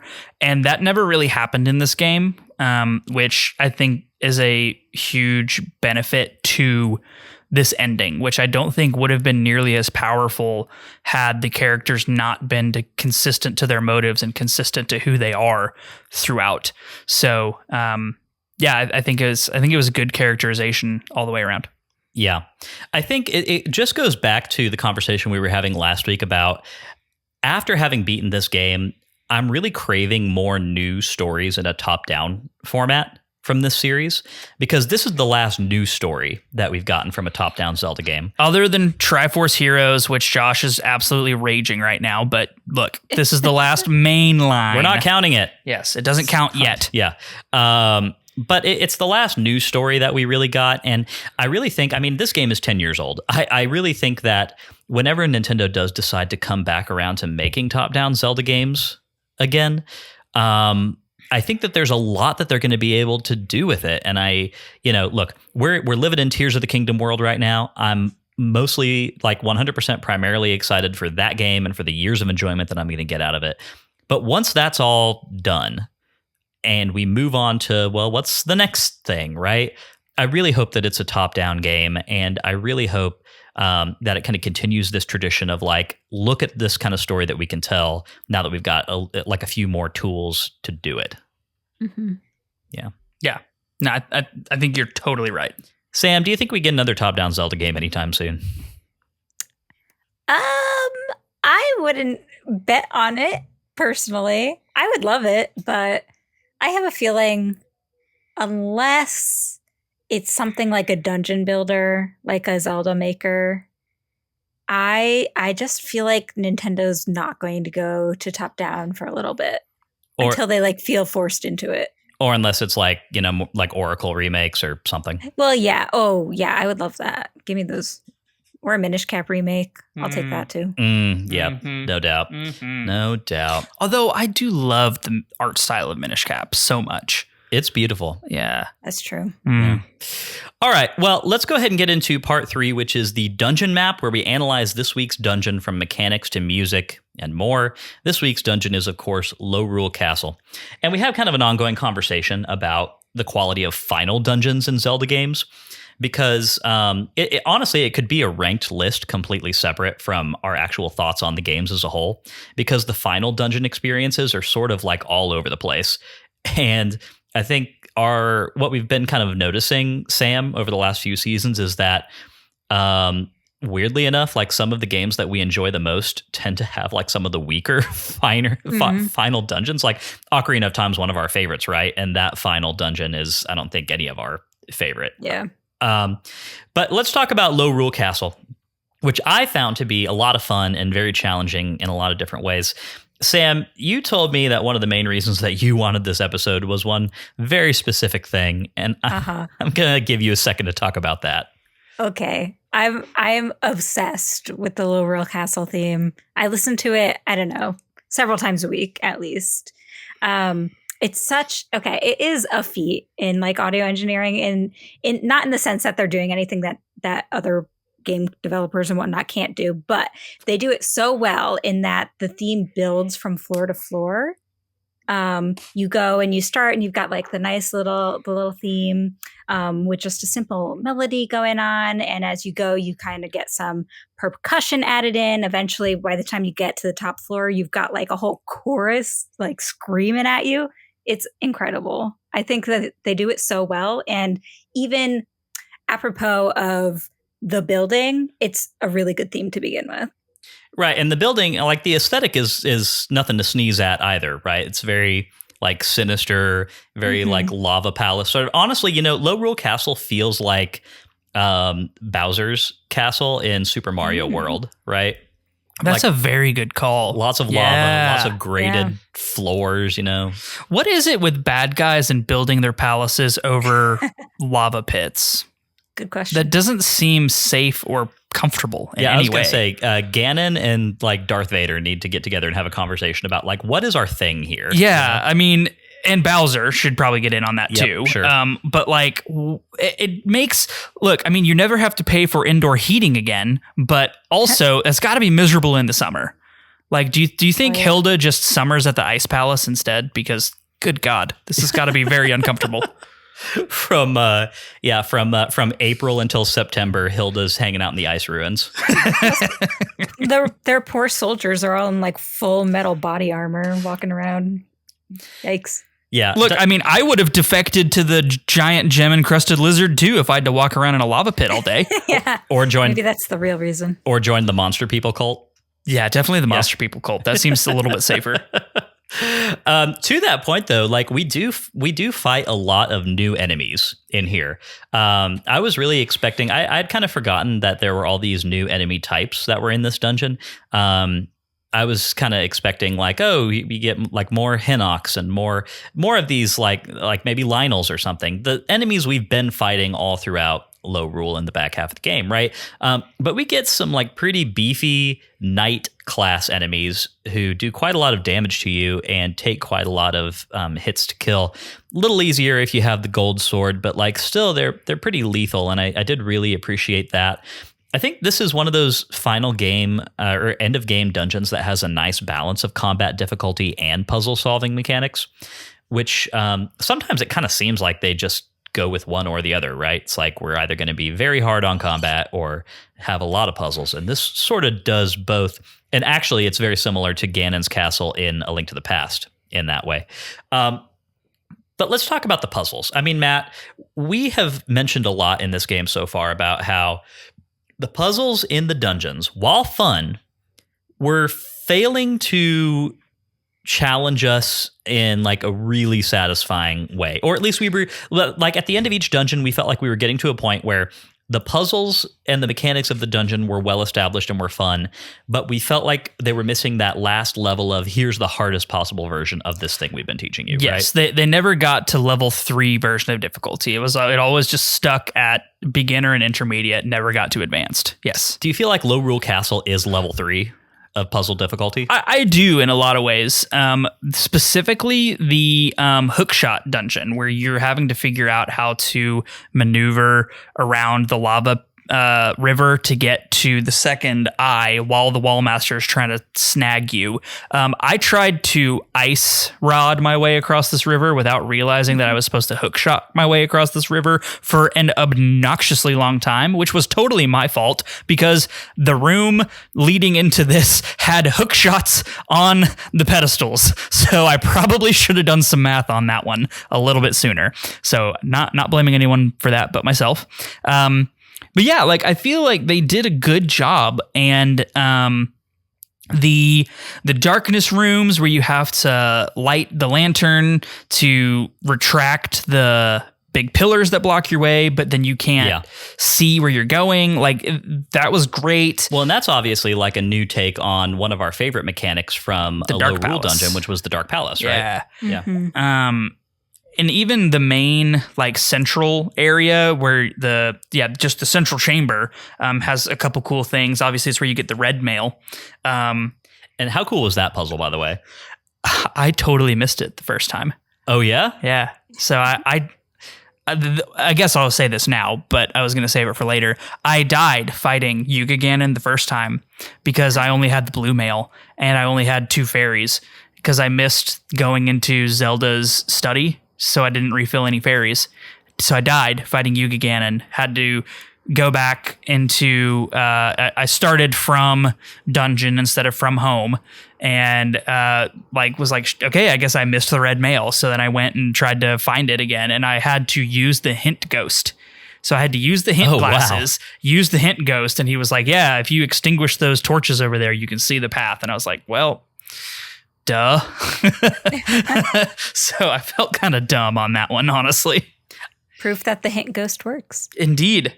The hint ghost is my second least used item in this entire game. Was your least used? The freaking boomerang. Oh, yeah. I never ever used it. I did not use the boomerang in this game one single time. Nope. Not never. I bought it and it lived in my inventory forever. Yep. Never used it. Never touched it. Yep. At least you had it in case you wanted it. There you go. That's all that matters, right? Yeah. No, I think I will always love the puzzles in this game that require you to extinguish lanterns to actually see more information. Yep. Loved it in the Dark Palace. Love it in Low Rule Castle. It's such a really fun inversion of things. And it's like, even though we know, having already played the Dark Palace, that is on the table, you know, it still is something that you can clearly blow right by because you're just not conditioned to like think about it that way. Well, and also we played the Dark Palace so long ago that like I forgot that was a thing. Yeah. Really? Yeah. No, I like, so in terms of the different puzzle rooms that you have to go through, I felt like they picked some really good ones that you need to, like some really good mechanics that you need to leverage to beat them. The hook shot was a good one. Lantern room was a good one. The bomb room was a really good one. I didn't love the bomb room as much. It was kind of I think that's the weakest of them. Yeah, it was kind of a little annoying to me, but it's really, that one's just really back down to like learning how to manage those elevating platforms, right? And yeah. And I think you're right, Sam. I think that is the weakest of them, just because that is a mechanic that like there's not too much you can really add on to it. It's not, you can't make it too much trickier than it just is at its face, right? Mm-hmm. But then what was the fourth room? There's something water based. There's bombs. Oh, no. So there was bombs, hook shot, lantern, and I don't remember now. Hold on, I have it pulled up. It was the room where you had to. It had the elevating platforms coming out of the lava, and you had had to kind of. Oh, right. Yeah, you had to navigate around them in a specific Spiky order. ball. Yeah, and you had to knock the spiky balls out of the way. Yeah, lava river room was how you got to Argus. That's right. Yeah, it's kind of weird to me that they reused both the mini boss and the big boss from Swamp Palace. The Big Bari and Argus. Like, I feel like this would have been a good time to revisit Darkstare instead. He was probably the best boss in my opinion. The boss selection is just kind of strange. Like, it doesn't make sense logically to me. Why they chose to do a purple Moldorm, or I don't know. I feel like if you were going to do that, I would have chosen maybe like the mini boss from all of the low rule dungeons. I don't know. I feel like it just didn't logically make sense. Yeah, I agree with that. I will say that purple Moldorm fight, I mean, I'm fresh off of my like wanting to throw my 3DS at the wall trying to beat the Tower of Treachery. Purple Moldorm? Yeah, with the purple Moldorm as the final boss there. And so like when I got into that room and saw it was another one of those, I was like, here we go again. And it was even harder because this one has like a Star Wars trash compactor wall situation going on. Dude, I thought this was a lot easier because I just stood in the corner and had my sword pointed outward so he never actually hit me. And then every time his tail came around, I just went, flop. That's how cowards play it. It's effective. But yeah, I mean, bosses are definitely kind of the weak links here. But I think it's so funny because last season, Wind Waker in Ganon's castle, we were talking about how the section of that whole final level where you had to do the exact same thing, like go through a few puzzle rooms and then fight 4 bosses to unlock a door. We didn't like it as much there just because I think at the time we felt like the puzzles that you had to do to get to those bosses were not as involved or as fun as they could be, right? Like it just kind of felt like, all right, well, that was fine, I guess. And this sort of remedies 2/3 of that problem to me. Like if, and I say 2/3 because you spend a lot more time messing with the puzzles than you do fighting the bosses. But the puzzles that lead to the bosses here, I think were very well done and a very good time. And I felt very appropriately challenging for a final dungeon. That being said, this is a little bit of a shorter final dungeon overall than some of the other ones that we've done. I mean, Ganon's Castle in Wind Waker did have a lot of other stuff going on, to its credit. The maze with the, Phantom Ganons and all that. And then, Link to the Past's Ganon's Castle is a lot longer than this. But regardless, I felt that it was a really good time overall, and really set a good frantic tone leading up to the final boss fight.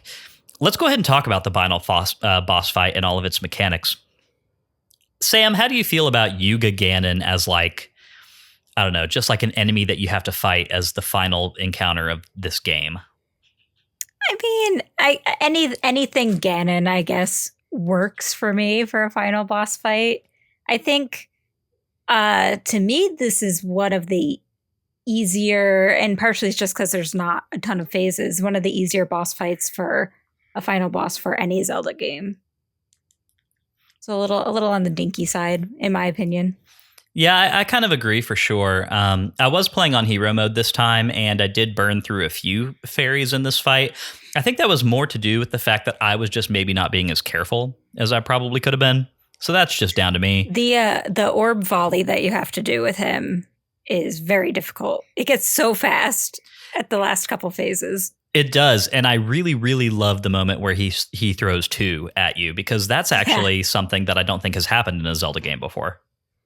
No, I don't know, but you gotta volley both. It's tough, but it's satisfying when you finally do it. So the other thing about this that makes this a pretty easy fight, in my opinion, is just how ridiculously powerful you are at this point in the game with red mail and so you have quadruple damage resistance and quadruple sword damage. So even when I was getting hit by Yuga Ganon, the most it was ever doing to me was when he did the spear throw and it took off 2 hearts. And I'm like, I have 15 of these suckers. I don't need 2. And I have 5 fairies. Boo freaking who. I'm fine. Yeah. So I think that was another thing that something we talked a lot about throughout the game is just it never really pushed us to the point of oh man, I think I'm going to die and I need to do this more strategically. That was very rare. Yeah. This has been a thing, Sam, that we've kind of been mentioning throughout the back half of this game, that difficulty is maybe something that I think could use a bit of a look in the future of top-down Zelda games, right? I think, especially when you look at how hard the back halves of A Link to the Past and, even Link's Awakening or Minish Cap, if I remember it correctly, right? Some of those can get pretty tough, but this game really does give you a lot of tools to where it's the difficulty is just not quite where it could be. And I'm curious how you feel about that. I like easy games, so I'm good with that. Well, for me, when it comes to Zelda, I prefer the difficulty to be more on the puzzle side of things, on the how clever is the fight is what I'm looking for a lot of the time, in terms of what kind of creative thing do I have to do or figure out to get past this boss. So I appreciate when a fight doesn't make me do something that I find annoying, like have to dodge lasers flying everywhere, have to dodge I don't know, anything that I would classify as annoying, as opposed to difficult in the sense that I'm employing the skills and the tools that I've learned throughout the game. So it doesn't bother me too much. What I would prefer to see, though, from a battle like this is probably more phases that utilize the tools that Link has and the things that you've learned from all of the dungeons you've done up to this point. Maybe the lights go out and then you can see, I don't know, something. I don't know. I'm not a game designer, but that's where I wish the difficulty was bumped up, on the side of more phases and more opportunities to do something clever. Yeah, for sure. And it's really tough because I think one thing that I really feel about this game is that it has a very good combat sandbox. All these different items that you have do different interesting things. And I think Max was saying a few weeks ago that the only place that all really comes together in a way to where you're incentivized to use all of them is in the Tower of Treachery. right? And I agree with you, Sam. I really could do with a little bit more of it in this final boss fight. I think that that's tough because this game technically has no requirement on you owning any of these things permanently. Like there is a it's totally possible for you to get to this point without permanently owning a lot of these items, right? And so I would imagine it gets tough there because, like, yes, you want it to be difficult, but you also don't want it to be broken for anybody. At the same time, I feel like that's something that older Zelda games would not have cared about. Like, you can, like, in A Link to the Past, you can get to the final Ganon fight, and if you didn't go get the golden arrows, you cannot kill Ganon. Have fun. Yeah, you're SOL. Like, and again, maybe that's not great game design, or maybe it's just a game design I think decision. that could be remedied too. They could have them in Zelda's study so you could pick them up before the fight or something like that. Yeah. Whatever it is you need. That's But actually either way. that's a really good potential solution, or maybe like Ravio pops in and hands them to you before the final fight or something like that. Yeah. Hey, before you go in there, here you go.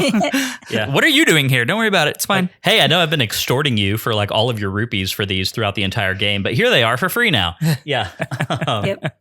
I think even if that wasn't a possibility, I do wish that this fight had more opportunities to use the wall merging mechanic. It's the main thing of the game. And I think it's, you know, it's fun when you have to go into the wall to use the light arrow at the very end. That's fun. But I do think that there could have been interesting ways that you need to use wall merging throughout the rest of the fight too. I'm thinking like stall blind in Thieves Hideout, right? Yeah. Where he had to merge onto his shield, you know? Yeah. I mean, Would have been just fun. like something in that, down that like mental street, you know, I think could have been a really good time. Or even a room that would have made it more interesting, or a secondary room that wasn't just a circle. single pretty small round room. Yeah. Yeah. So I was going to say, what do we think is the reason behind Zelda all of a sudden being able to talk out of her portrait and also somehow gift you a sacred royal family heirloom in the light bow, all while she is a portrait without the Triforce of Wisdom anymore? Does everything need to make sense? I don't know. that was a very somehow Palpatine returned level of like plot hole that just made absolutely no sense to me. It is strange. Yeah. Very strange. But we could maybe say that for some reason the Triforce was holding her back. Because then the question is like, if Zelda had the ability to do this the whole time, couldn't she have like slipped you some light arrows at some point? Yeah, like couldn't she have contacted you at some point while she was a portrait on the wall to tell you, hey, Hilda's actually the real bad guy. She's sitting over here telling me all these weird, creepy things, and Yuga is also nowhere to be found in this entire castle. What I'm going to say is that even though Zelda does not have the Triforce of Wisdom at that point in the fight, all three pieces of the Triforce are assembled in the same room at that time. So maybe it's just big magic vibes. Okay, wait, what if this is the strongest argument I think I could make. Ooh, what if Zelda was able to talk this whole time? It may require a lot of energy or something like that, but she's able to talk this whole time. And she knows what Hilda's up to. She knows what's going on. However, she is very wise, as you may know, and has a feeling that she needs to let this play out the way that it's going to play out and just help Link when it comes time to help Link.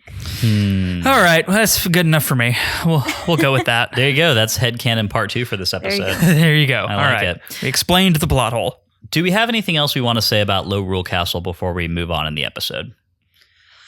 I think this is top 2, maybe even best final dungeon we've had in the series. All right. Well, you know what we have to do now is go look at the other final dungeons that we have had. No, we're gonna go ahead and establish the Sacred Realms podcast final dungeon ranking, which, as we've established, oh god, okay, is separate from the overall game ranking by a fair margin.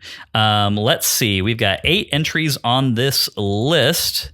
Final dungeon. All right, let me maneuver some stuff around. You're going to hear some bumping and shaking. Okay. So here we go. 1, 2, 3, 4. 5, 6, 7, 8. Okay. So, let's see. We've got Breath of the Wild, Ocarina of Time, Skyward Sword, Wind Waker. Can we just go ahead and put Link's Awakening at the bottom? Yes. The Windfish's Egg? Because it doesn't even have one, really, yes. It's pretty bad. Yeah, okay, cool. Link's Awakening is at number 8. Let's see. I feel like the ones to beat here are going to be A Link to the Past and Breath of the Wild, probably, right? Yeah, I think so. Yeah, I think so. Those are definitely the top 2. So I'm going to go ahead and move that we put Breath of the Wild at number 1. Does anybody have an argument against that point? We're considering just all of Hyrule Castle as the final. Okay, then yes, it's definitely number 1. Yeah. I think you got to keep it up there. Yeah, it's definitely number 1. It's hard to fight against that. Yeah. You could just the amount of time that you could spend in that and the amount of difficulty that is kind of represented in there is immense. Like it's just I think we talked about Hyrule Castle being the ultimate culmination of like everything Breath of the Wild was trying to do from a combat and microcosm of exploration, all like put together. And I think that is very true, and therefore it is the best. Tomorrow on stream, and we set aside 6 hours for it. So nice. But like that's the thing. Like you can't fight like a massive 5-hour dungeon with like these insane fights at the end and all these phases, indoor, outdoor, against any singular dinky little dungeon in any other Zelda game. So and I mean, as much as I really don't like Calamity Ganon Dark Beast form or whatever it's called, the Calamity Ganon spider form was really fun. And one of these days, I really want to fight Calamity Ganon without freeing any of the divine beasts. So I have to fight all of the shades. Yeah, I want to just try it because that sounds so incredibly hard. Yeah. Okay, let's see. Off the top of my head, I feel like I want to put A Link Between Worlds at number 2. I agree. And if A Link Between Worlds is number 2, I feel like A Link to the Past is should probably be number 3. 3. Yeah. Link to the Past. Okay, so now we've got 4, 5, 6, and 7. The remaining games are Skyward Sword, Wind Waker, Ocarina of Time, and this is game number 9. Yeah, because we did Legend of Zelda and A Link, Adventure of Link in the same season. So yeah, we have 9 so far. Yeah, okay. So never mind. Link's Awakening goes at number 9. Again, very bottom of the list. Sorry, bud. Yeah. Love you, but okay. So I'm gonna move that we put let's see. You know what? I'm actually going to say that it's between Wind Waker and honestly, it's between Wind Waker and The Legend of Zelda. Really, you like Death Mountain a lot. Well, it just has a lot going on. It's definitely the biggest of that game. You really, really don't like the Triforce dungeon in Skyward Sword, do you? It's not my favorite. Yeah, it's not my favorite either. I don't think I like it more than you, but it's definitely not my favorite. What do you think, Sam? I mean, do you have like a recollection of these things? And I know this is very on the spot. I would put Wind Waker up there. I agree. Put that one next. Yeah, I agree. Wind Waker. Just because you've got like not only all the cool different Ganon boss fight phases, but you do have the maze with the Phantom Ganon stuff. And I liked Wind Waker a lot. That's a good one. Okay. I would say, probably the highest point for Adventure of Link was Great Palace, except for the fact that Dark Link was an absolute maniac unless you cheesed him. I don't know. I think I would probably put either Skyward Sword or Legend of Zelda next. I would be okay with Skyward Sword at number 5 with Legend of Zelda right below it. I don't love the Triforce or the Palace in the Sky, but I also like it. It's fine, and it was plenty challenging in its own way. And I think it was challenging in a similar way to The Legend of Zelda. I think so too, and I think it revisited some of the good things that happened in each of the unique regions of Skyward Sword, which I think is another key to being a good final dungeon, is revisiting and reusing, but also iterating on those things. Okay, so 5 is Skyward Sword, 6 is The Legend of Zelda. I would say also about Skyward Sword, if we're counting our final boss fight too. Demise is insanely awesome. Just specifically the very last thing you get to do with the lightning hitting your sword. Yeah. I love that. That to me is like the culmination. We're like, yes, I do love motion controls. Yes. If we're talking just final boss fights, I think Demise is the best final boss fight there is, but that's just me. Well, we're talking a combo, but I do think that is enough to put it over the top. A bump there, yeah. And to put it above The Legend of Zelda. So 5 is Skyward Sword, 6 is Legend of Zelda. We have Ocarina of Time and Adventure of Link remaining. Ocarina of Time next, obviously. Okay. Yeah. It's not great, but it's not that bad. I never got to the final boss in Adventure of Link, so I'll have to take your word. Really, really, really, really, really, really, really, really hard. I mean, it was the most fun part of Zelda 2. That's true. For whatever that's worth. The hardest thing about it was going straight from the Thunderbird right into Dark Link, which sucked. Anyway, yeah. Okay. There we go. Well, here we go. We have a new ranking. Excuse the rabbit trail. Excuse me. The pre-bloopy trail for all of our listeners. The final dungeon ranking as it currently stands is number 1, Breath of the Wild. Number 2, A Link Between Worlds. Number 3, A Link to the Past. Number 4, Wind Waker. Number 5, Skyward Sword. Number 6, The Legend of Zelda. Number 7, Ocarina of Time. Number 8, Adventure of Link. And number 9, my baby, Link's Awakening. Yeah, I think this really just speaks to how much we did not like Ganon's castle in Ocarina of Time. It's just there's just not much to it. You know? It's really boring. And like Ganondorf fight is fine. Ganon fight is awesome, but Ganondorf fight is just like very fine. Yeah. The coolest part of that dungeon is seeing Ganondorf at the organ. That's like, that's all it could just be that. That was so Phantom of the Opera. Well, but awesome. then the music that plays during the Ganondorf fight, right? Yeah, is really awesome. It's true. Yeah, but you also get that in Wind Waker when you fight Phantom Ganon. So true. Yeah. Look, I mean, good parts and bad parts to all of them for the most part. There you go. We have a new segment, everybody. You're welcome. Because that's what we needed was more segments. I know, right? I don't feel like we had enough. You know, never let Cody Davies on a final episode of the season because he already adds 7 segments. That's when we'll get to the 20 segment rundown. If he's ever on one of these.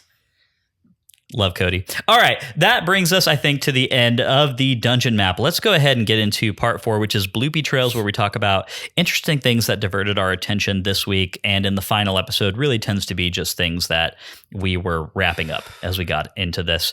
And I know that you know, it's been a little while since you played this game, Sam. So not apples to apples discussion for you on this, but I am going to bounce it to you first and just ask, like, in terms of side things that there are to do in this game, like what do you think are some of the highlights? Overall, for the whole game? Yep. Oh, well, that one's easy because Mai-Mais are amazing. I think Mai-Mais are, to me, like the gold standard of what I want side quests, like pervasive side quests in all video games, not just Zelda games, to be. Like something that is totally optional, but there's a strong incentive for you to go for it. You feel good about it, and then you get things that are going to help your game in the long run. So, pro Mai-Mai. Yeah, couldn't agree more. I definitely am with you on that one. How do you feel about some of the other, I mean, like, there aren't too many character-based side quests in this game, but we do get a few fun other things. The Tower of Treachery, for instance. I mean, are you the kind of person who enjoys going and doing that sort of thing?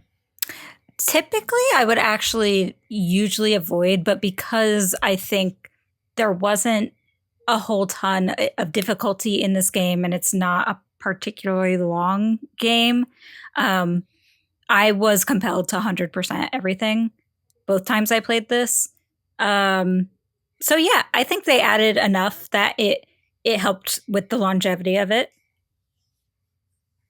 Yeah, I agree. I mean, it's kind of like it's a continuing evolution of combat gauntlets as side quests in Zelda games, right? I mean, like Wind Waker had its fun little combat dungeon. I forget what that was called, but that like 20 or just however many. Yeah, I didn't do that one. Wind Waker's my favorite game, and I didn't do that. So. But it's like this is something that Zelda does every now and again, and Tower of Treachery is a pretty good take on it. Matt, what were you wrapping up this week? So I got about 20 Mai-Mais this time because you told me I should finish it. I wasn't going to, but you told me I should, so I did. Are you pleased with the reward that you get once you get all 100? I am. The gigantic spin that takes up the entirety of the screen was pretty cool. Yeah, it was a very large spin. It's a little stupid in terms of like its combat potential. Like just clear the whole room of everything. It's so good. Whop. Yeah, no, that's awesome. Yeah. So I did that. I also found the 5th bottle. And that was the one where you're supposed to take the guy milk. You find his letter in a bottle, and you're supposed to take that bottle to the milk bar to get premium milk. And so we had a bit of a back and forth about this and landed in an erroneous place. Correct. In an earlier episode, right? Yes. I think 2 episodes ago, Matt and I both had 4 bottles, and we got to this guy up on Death Mountain going to the ice ruins, and we're just like, we talked to him. And we had a discussion on that episode. We're like, oh, that's the guy who gave you your 4th bottle. And we're like, oh, cool. I don't remember doing that. I must have done that like way earlier because for some reason we just had it in our heads that there were only 4 bottles in this game. And it turns out that we weren't going crazy. We actually, neither of us had done that. Yeah, exactly. So that was a pleasant surprise. I did that this week as well and got my 5th bottle. The 4th bottle is there's some like weird fruit exchange thing that you have to do. I don't remember that, honestly. Hold on. But anyway, I got the bottle. This is what's kind of funny about that is I got the letter in the bottle and then decided to say screw it and not actually take the guy milk. So I just had this bottle that had a letter in it and I couldn't get rid of the letter. So You ended the game that way? Yeah, I said whatever. I mean, look, I'm not playing on master mode, so I don't actually need all 5 fairies. He's still up there, Matt. I know. I don't care. He'll be fine. Now that we're at peace with low rule and all the dimensional rifts are closed, Rosso's going to go up there and carry him down because Rosso's a boss. I guess in the final cutscene, you do see him helping Rosso lift rocks. So. Yes, exactly. Okay. So, yeah, he's fine. I guess Rosso saved him. That's fair. I was going to say the Triforce doesn't necessarily save people from starvation, which is what he was facing up there. But he just had a craving. It's true. Maybe he's just bummed out now. Maybe he was just being a little extra. Yeah. And yeah, I think that's like pretty much all that I did. I wrapped those couple of things up. I got like another heart container because I found a whole bunch of heart pieces while I was running around looking for Mai-Mais. Yeah, that's it. How many hearts did you end the game with? Did you get how far short of 2 full rows were you? I was like a row and a half. Oh, that's all? Yeah. I didn't need any more than that. Man, you underachieved. I didn't need any more than that. I never felt pressed for hearts, so I didn't feel the need to go like find heart pieces. I was 1 heart short of a full row. Man, look at you, you overachiever. So close. Yeah, I know I was. Well, the thing is, I know exactly what I was going to have to do to get that final heart, and it involves being really good at that stupid baseball mini game, and I hate that game. So just no sir on that one. Yeah. No sir on that one. Yeah. So I got all my Mai-Mais last week. I did go back and do the advanced level of the Tower of Treachery. And so went in there. It's a fun one. Yeah, it's really fun. 50 floors, really decently challenging. I will say the advanced spin attack makes it easier than it should be in parts. Like a lot of it was just spent with me immediately clearing rooms using a combination of the tornado rod and that advanced spin attack. It's just they wouldn't give it to you if they didn't want you to use it. It's true. It's in the game, and I didn't break any rules. So yep. There you go. I'm confident in my decision. So I went through the first time and got the upgraded lantern. Guess what I did after that, Matt? Did you go light something on fire with it? No, I went back and tried to beat my time so I could get the upgraded bug net. Oh yeah, how'd that go? I cut 3 minutes off my initial clear time. Nice. And yeah. Got the upgraded bug net? I did, yeah. So what does it do? I think you can just hit people with it. It does damage. Why? That's so unnecessary. Weaponized bug net. I know, right? It's got very sharp edges around the net. Yeah, I wonder if Link ever comes back to another fighting game like Soul Calibur 2, I just really want him to have this bug net. Just like start smacking people with it. Right, yeah. Like Link's fighting, I don't know, like Voldo or Ivy or someone. And he's just like capturing them in the net and then just wiggling it around to hurt them. Sure. Yeah. I think that sounds great. Yeah. But no, so it was really fun. The first time I went into this, I was very proud of myself. I got to floor 37 before I took a single hit from a single enemy. Wow. Look, now you're just showing off and I'm not appreciating I was it. proud of myself. Good for you. Thank you. Anyway, that was a lot of fun, and I'm very glad that I went a little slower the first time because it just made if I got my all-time best score that first time around, then it would have been impossible to go back in. Yeah, that would have sucked. Yeah. Anyway, got it done. So yeah, that's about all the Bloopy Trail stuff I got up to this week. I had everything else pretty much finished out. So let's go ahead and get into part 5, which is Z targeting, where we lock onto fascinating characters or enemies that we happen across this week. And just a reminder, Matt, we are only allowed to use Link, Zelda, Ganon in games that he appears. In this game, it's Yuga. And we also said Hilda. You can only use Hilda once. Yep, I've already used Hilda. Okay. So I'm going to bounce it to you first. Who was your Z targeting this week? Ravio. Cool. Yeah, I like Ravio. I think Ravio does a huge thing here, which is overcome a very serious, very well-founded fear, stand up to not only his boss or possibly ex-girlfriend after he scorned her in some way by abandoning her, but then has the gall to stand there and call her out on her bullshit. Like, that was a baller move. And he, I think, low-key is kind of the hero of... He's the hero of Low Rule, like in a very real way. He saved Low Rule from being utterly destroyed by Hilda about to try to fight us at this moment in time.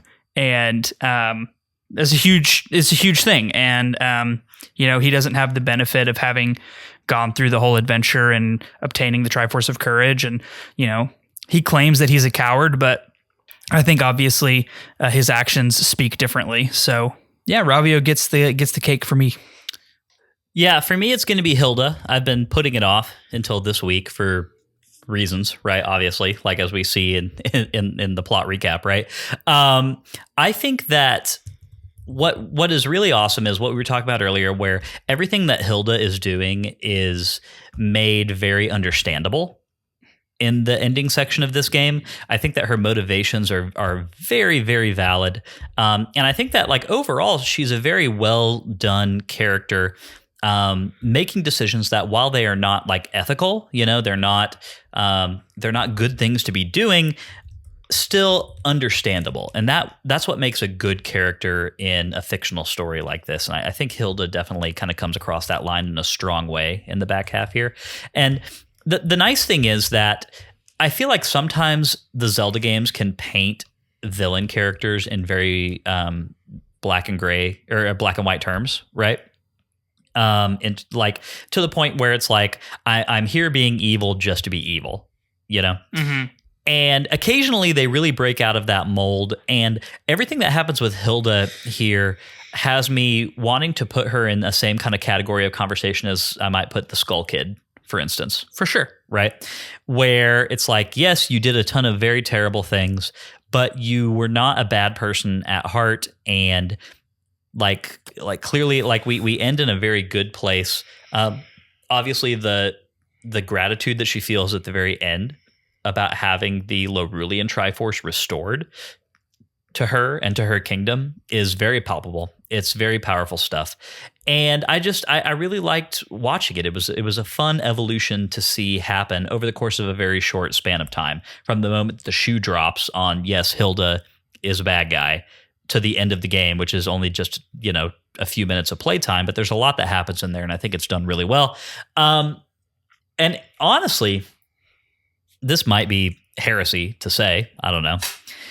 I think that more games could do this kind of thing with Zelda, and the series would be better for it. Yeah, make Zelda a little grayer in motivation. Maybe not even that, but just like give Zelda more layers more often.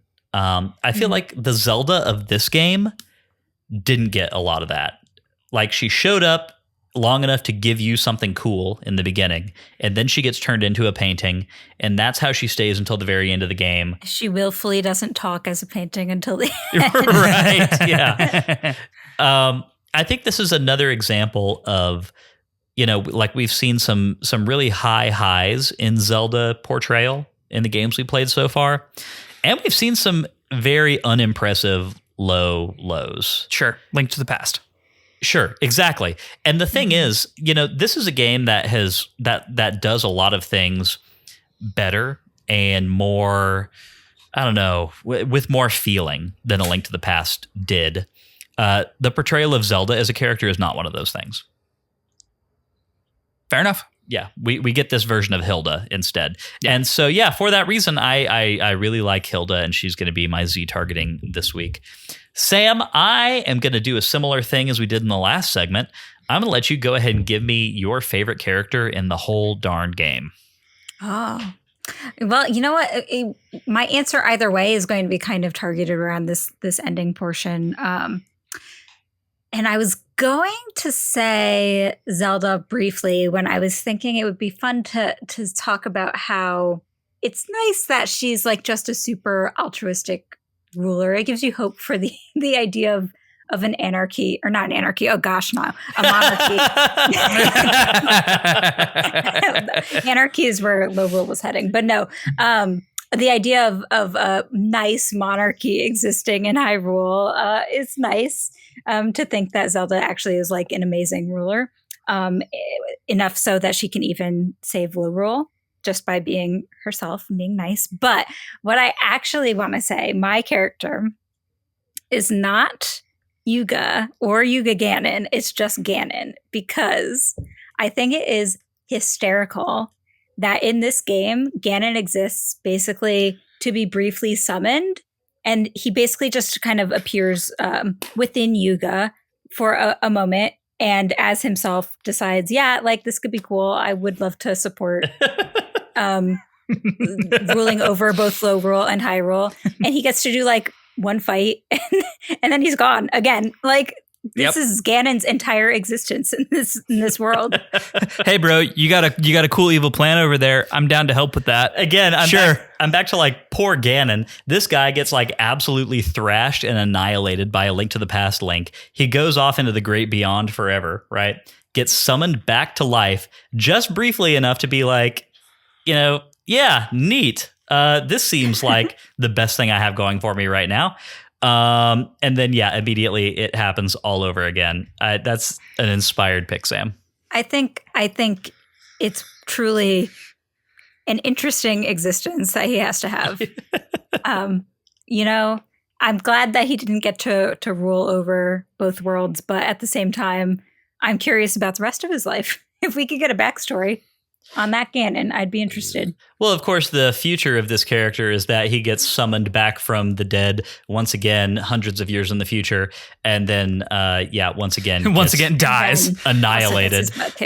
He turns into a literal pile of bones and gore that apparently rots in Death Mountain until potentially a minion can revive him with the blood of the hero from Adventure of Link. And if that doesn't happen, then presumably he's just that pile of gore and bones until maybe next time he gets resurrected. Downfall timeline Ganon, he could take some lessons from some of his other timeline counterparts. He's really not thriving. Mistakes have been made. He's not doing great. Which is funny because in the Downfall timeline, he wins. But then that victory turns into a whole lot of real pain in the butt stuff for the rest of forever for him. Yeah, that's a fair point. Like, in this version of Ganon killed the hero of time. Yeah, and claimed the full Triforce for himself. So like, hopefully he learned his lesson. Yeah, I mean, well, he's learning it over and over again for eternity by dying a lot. There you go. There you go, Ganon. We I would say we want better things for you in the future, but we probably don't think we do. Nah. No. Rotten hell. Yeah. Whoa! Hello. Oh, man. Good picks all around. That brings us to part 6, which is our final thoughts, in which we let Matt wrap up this section of the game in as succinct a way as he can think to do. We have come to the end of another excellent Zelda game in the Zelda series, culminating this game in the second best final dungeon experience that we have ever had so far. A truly excellent dungeon in Lorule Castle with a moving and emotional final act with our 4 main characters, I guess we can say. Yeah, with our 4 main characters and 5 if you count Yuga. Yeah, I was going to say 4 main characters and 2 antagonists. And, really wrapping up a really emotional story of a kingdom and a monarch of that kingdom trying to find their way back to prosperity. And it's very sad to see the state that they're in. This game does an excellent job with creating very relatable, or what's the word I'm looking for? Sympathetic. Very sympathetic characters. And the finale of this game with Lorule being restored due to Ravio and Hilda coming back around to the good side, we'll call it, was really affecting, and I think showed a true improvement in the way that top-down Zeldas can be moving forward from a story perspective. So all in all, a very resounding, positive way to end this game. Well done, Matt. It does make me wonder. So Lorule, as an alternate dimension to Hyrule, has its own Triforce, right? Correct. So does that mean that like all of these alternate universes that we visit in the Zelda series also have their own Triforce? Like, does Termina have a Triforce? I didn't get the impression that Termina did have a Triforce. I got the impression that the giants were the kind of grounding force of that universe, which is why it was so important for them to be freed from their prison. And also, the moon being cursed was a whole thing. But I don't think that is true, that every alternate version has its own. It seems like it is very possible for the Triforce to be destroyed and not come back. Mm-hmm. So you have alternate universes. That's probably what happened in them. They're gone. Like in Twilight Princess, the Twilight Realm. Is that what happens if you destroy your Triforce and never get it back? You just all become Twily? And then do the Twily become Zonai? Probably not. Yeah, we don't know. Probably not. Yeah. And in the Oracle games, do the Oracle games take place in Hyrule? Or I always got the impression that the Oracle games actually take place in like adjoining continents. Okay. Fair enough. Yeah. Interesting. Fair. I don't know. Who could tell? Not us. We don't write these games. We don't. We just play them and review them. That's probably for the best. Yeah. We play them, review them in a long-winded podcast where we just talk out of our butts half the time. Yeah, we just armchair quarterback all the things that like more intelligent people than us make. Yay. It's a great gig, y'all. It ain't much, but it's an honest living. Oh, man. That brings us, of course, to the end of the Sacred Realms rundown, the final Sacred Realms rundown for Season 8. Huzzah! There we go. We did it. Woohoo. We will, of course, return to the Sacred Realms rundown in its first installment for episode number 1 of Phantom Hourglass. Yes, which is 5 weeks away. Yeah, June is when we're kicking that off. Just a reminder to everybody, we are spending 4 weeks with Tears of the Kingdom when it comes out, starting May 15th. No, 17th. It's whatever that Wednesday is. May 17th. Yes, May 17th. So May 17th will be our first of 4 episodes on a mini-series covering Tears of the Kingdom. Not in a review style. It will be a far more freewheeling discussion. It will be spoilers all the way around. So if you don't want spoilers, maybe hold off on listening to that for a little while until you're far enough into the game that you feel comfortable listening, because we're going to be no bars withheld from that discussion. So if you want to join with us and play along and also hear what we think about it in real time, we welcome you to do so, and it's going to be a lot of fun. I took that Friday off. I am debating taking a day off that week, but one of my clients is having a really big sale, and that's also the week after that's the week leading into Mother's Day. So my other client is having a sale the whole week prior to that. So I've just got a lot going on. I don't think I would be able to do that, but I would very much like to. I'm planning on telling my mother that she can enjoy Sunday morning brunch for Mother's Day, and she has until noon. And after that, that is a good point. Sunday is Mother's Day. Because you literally gave birth to me. I'm letting you have this, just the morning hours, and then I got to go. I think that's fair. I think that's very fair. It's like really 6-ish hours out of my Tears of the Kingdom playtime should tell you how much I love you. Right. It's fair. Just being there. Yeah. My presence is the gift. Switch. Ooh, even better. Good on you. Distraction free.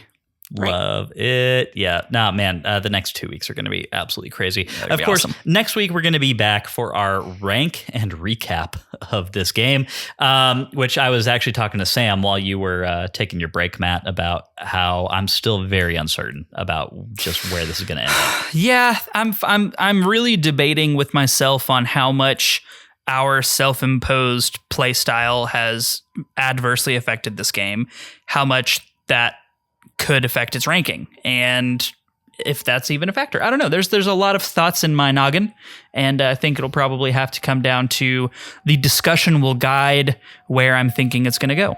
And of course, the plan at the moment is that the detective himself is going to rejoin us, as he has been doing recently, for the rank and recap of this game. I think he has like 4 dungeons to beat between tonight and the night that we record that episode. So he's got a week to do it.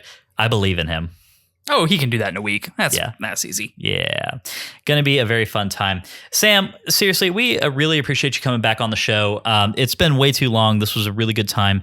And honestly, I'm very excited to talk to you more about Tears of the Kingdom once we've all had a chance to play it, and maybe even have some fun conversations, like more in-depth conversations where we don't have to worry about spoiling anybody on anything for the most part. Just, talking about where we're all at with it as we're playing through it post-launch day. Yeah, me too. I can't wait. Thank you so much for having me. Absolutely. And we'll make sure that it is, not too long next time. I'm not sure how, you said at the top of the show that you enjoy Phantom Hourglass a little bit more than most people seem to. So I think so.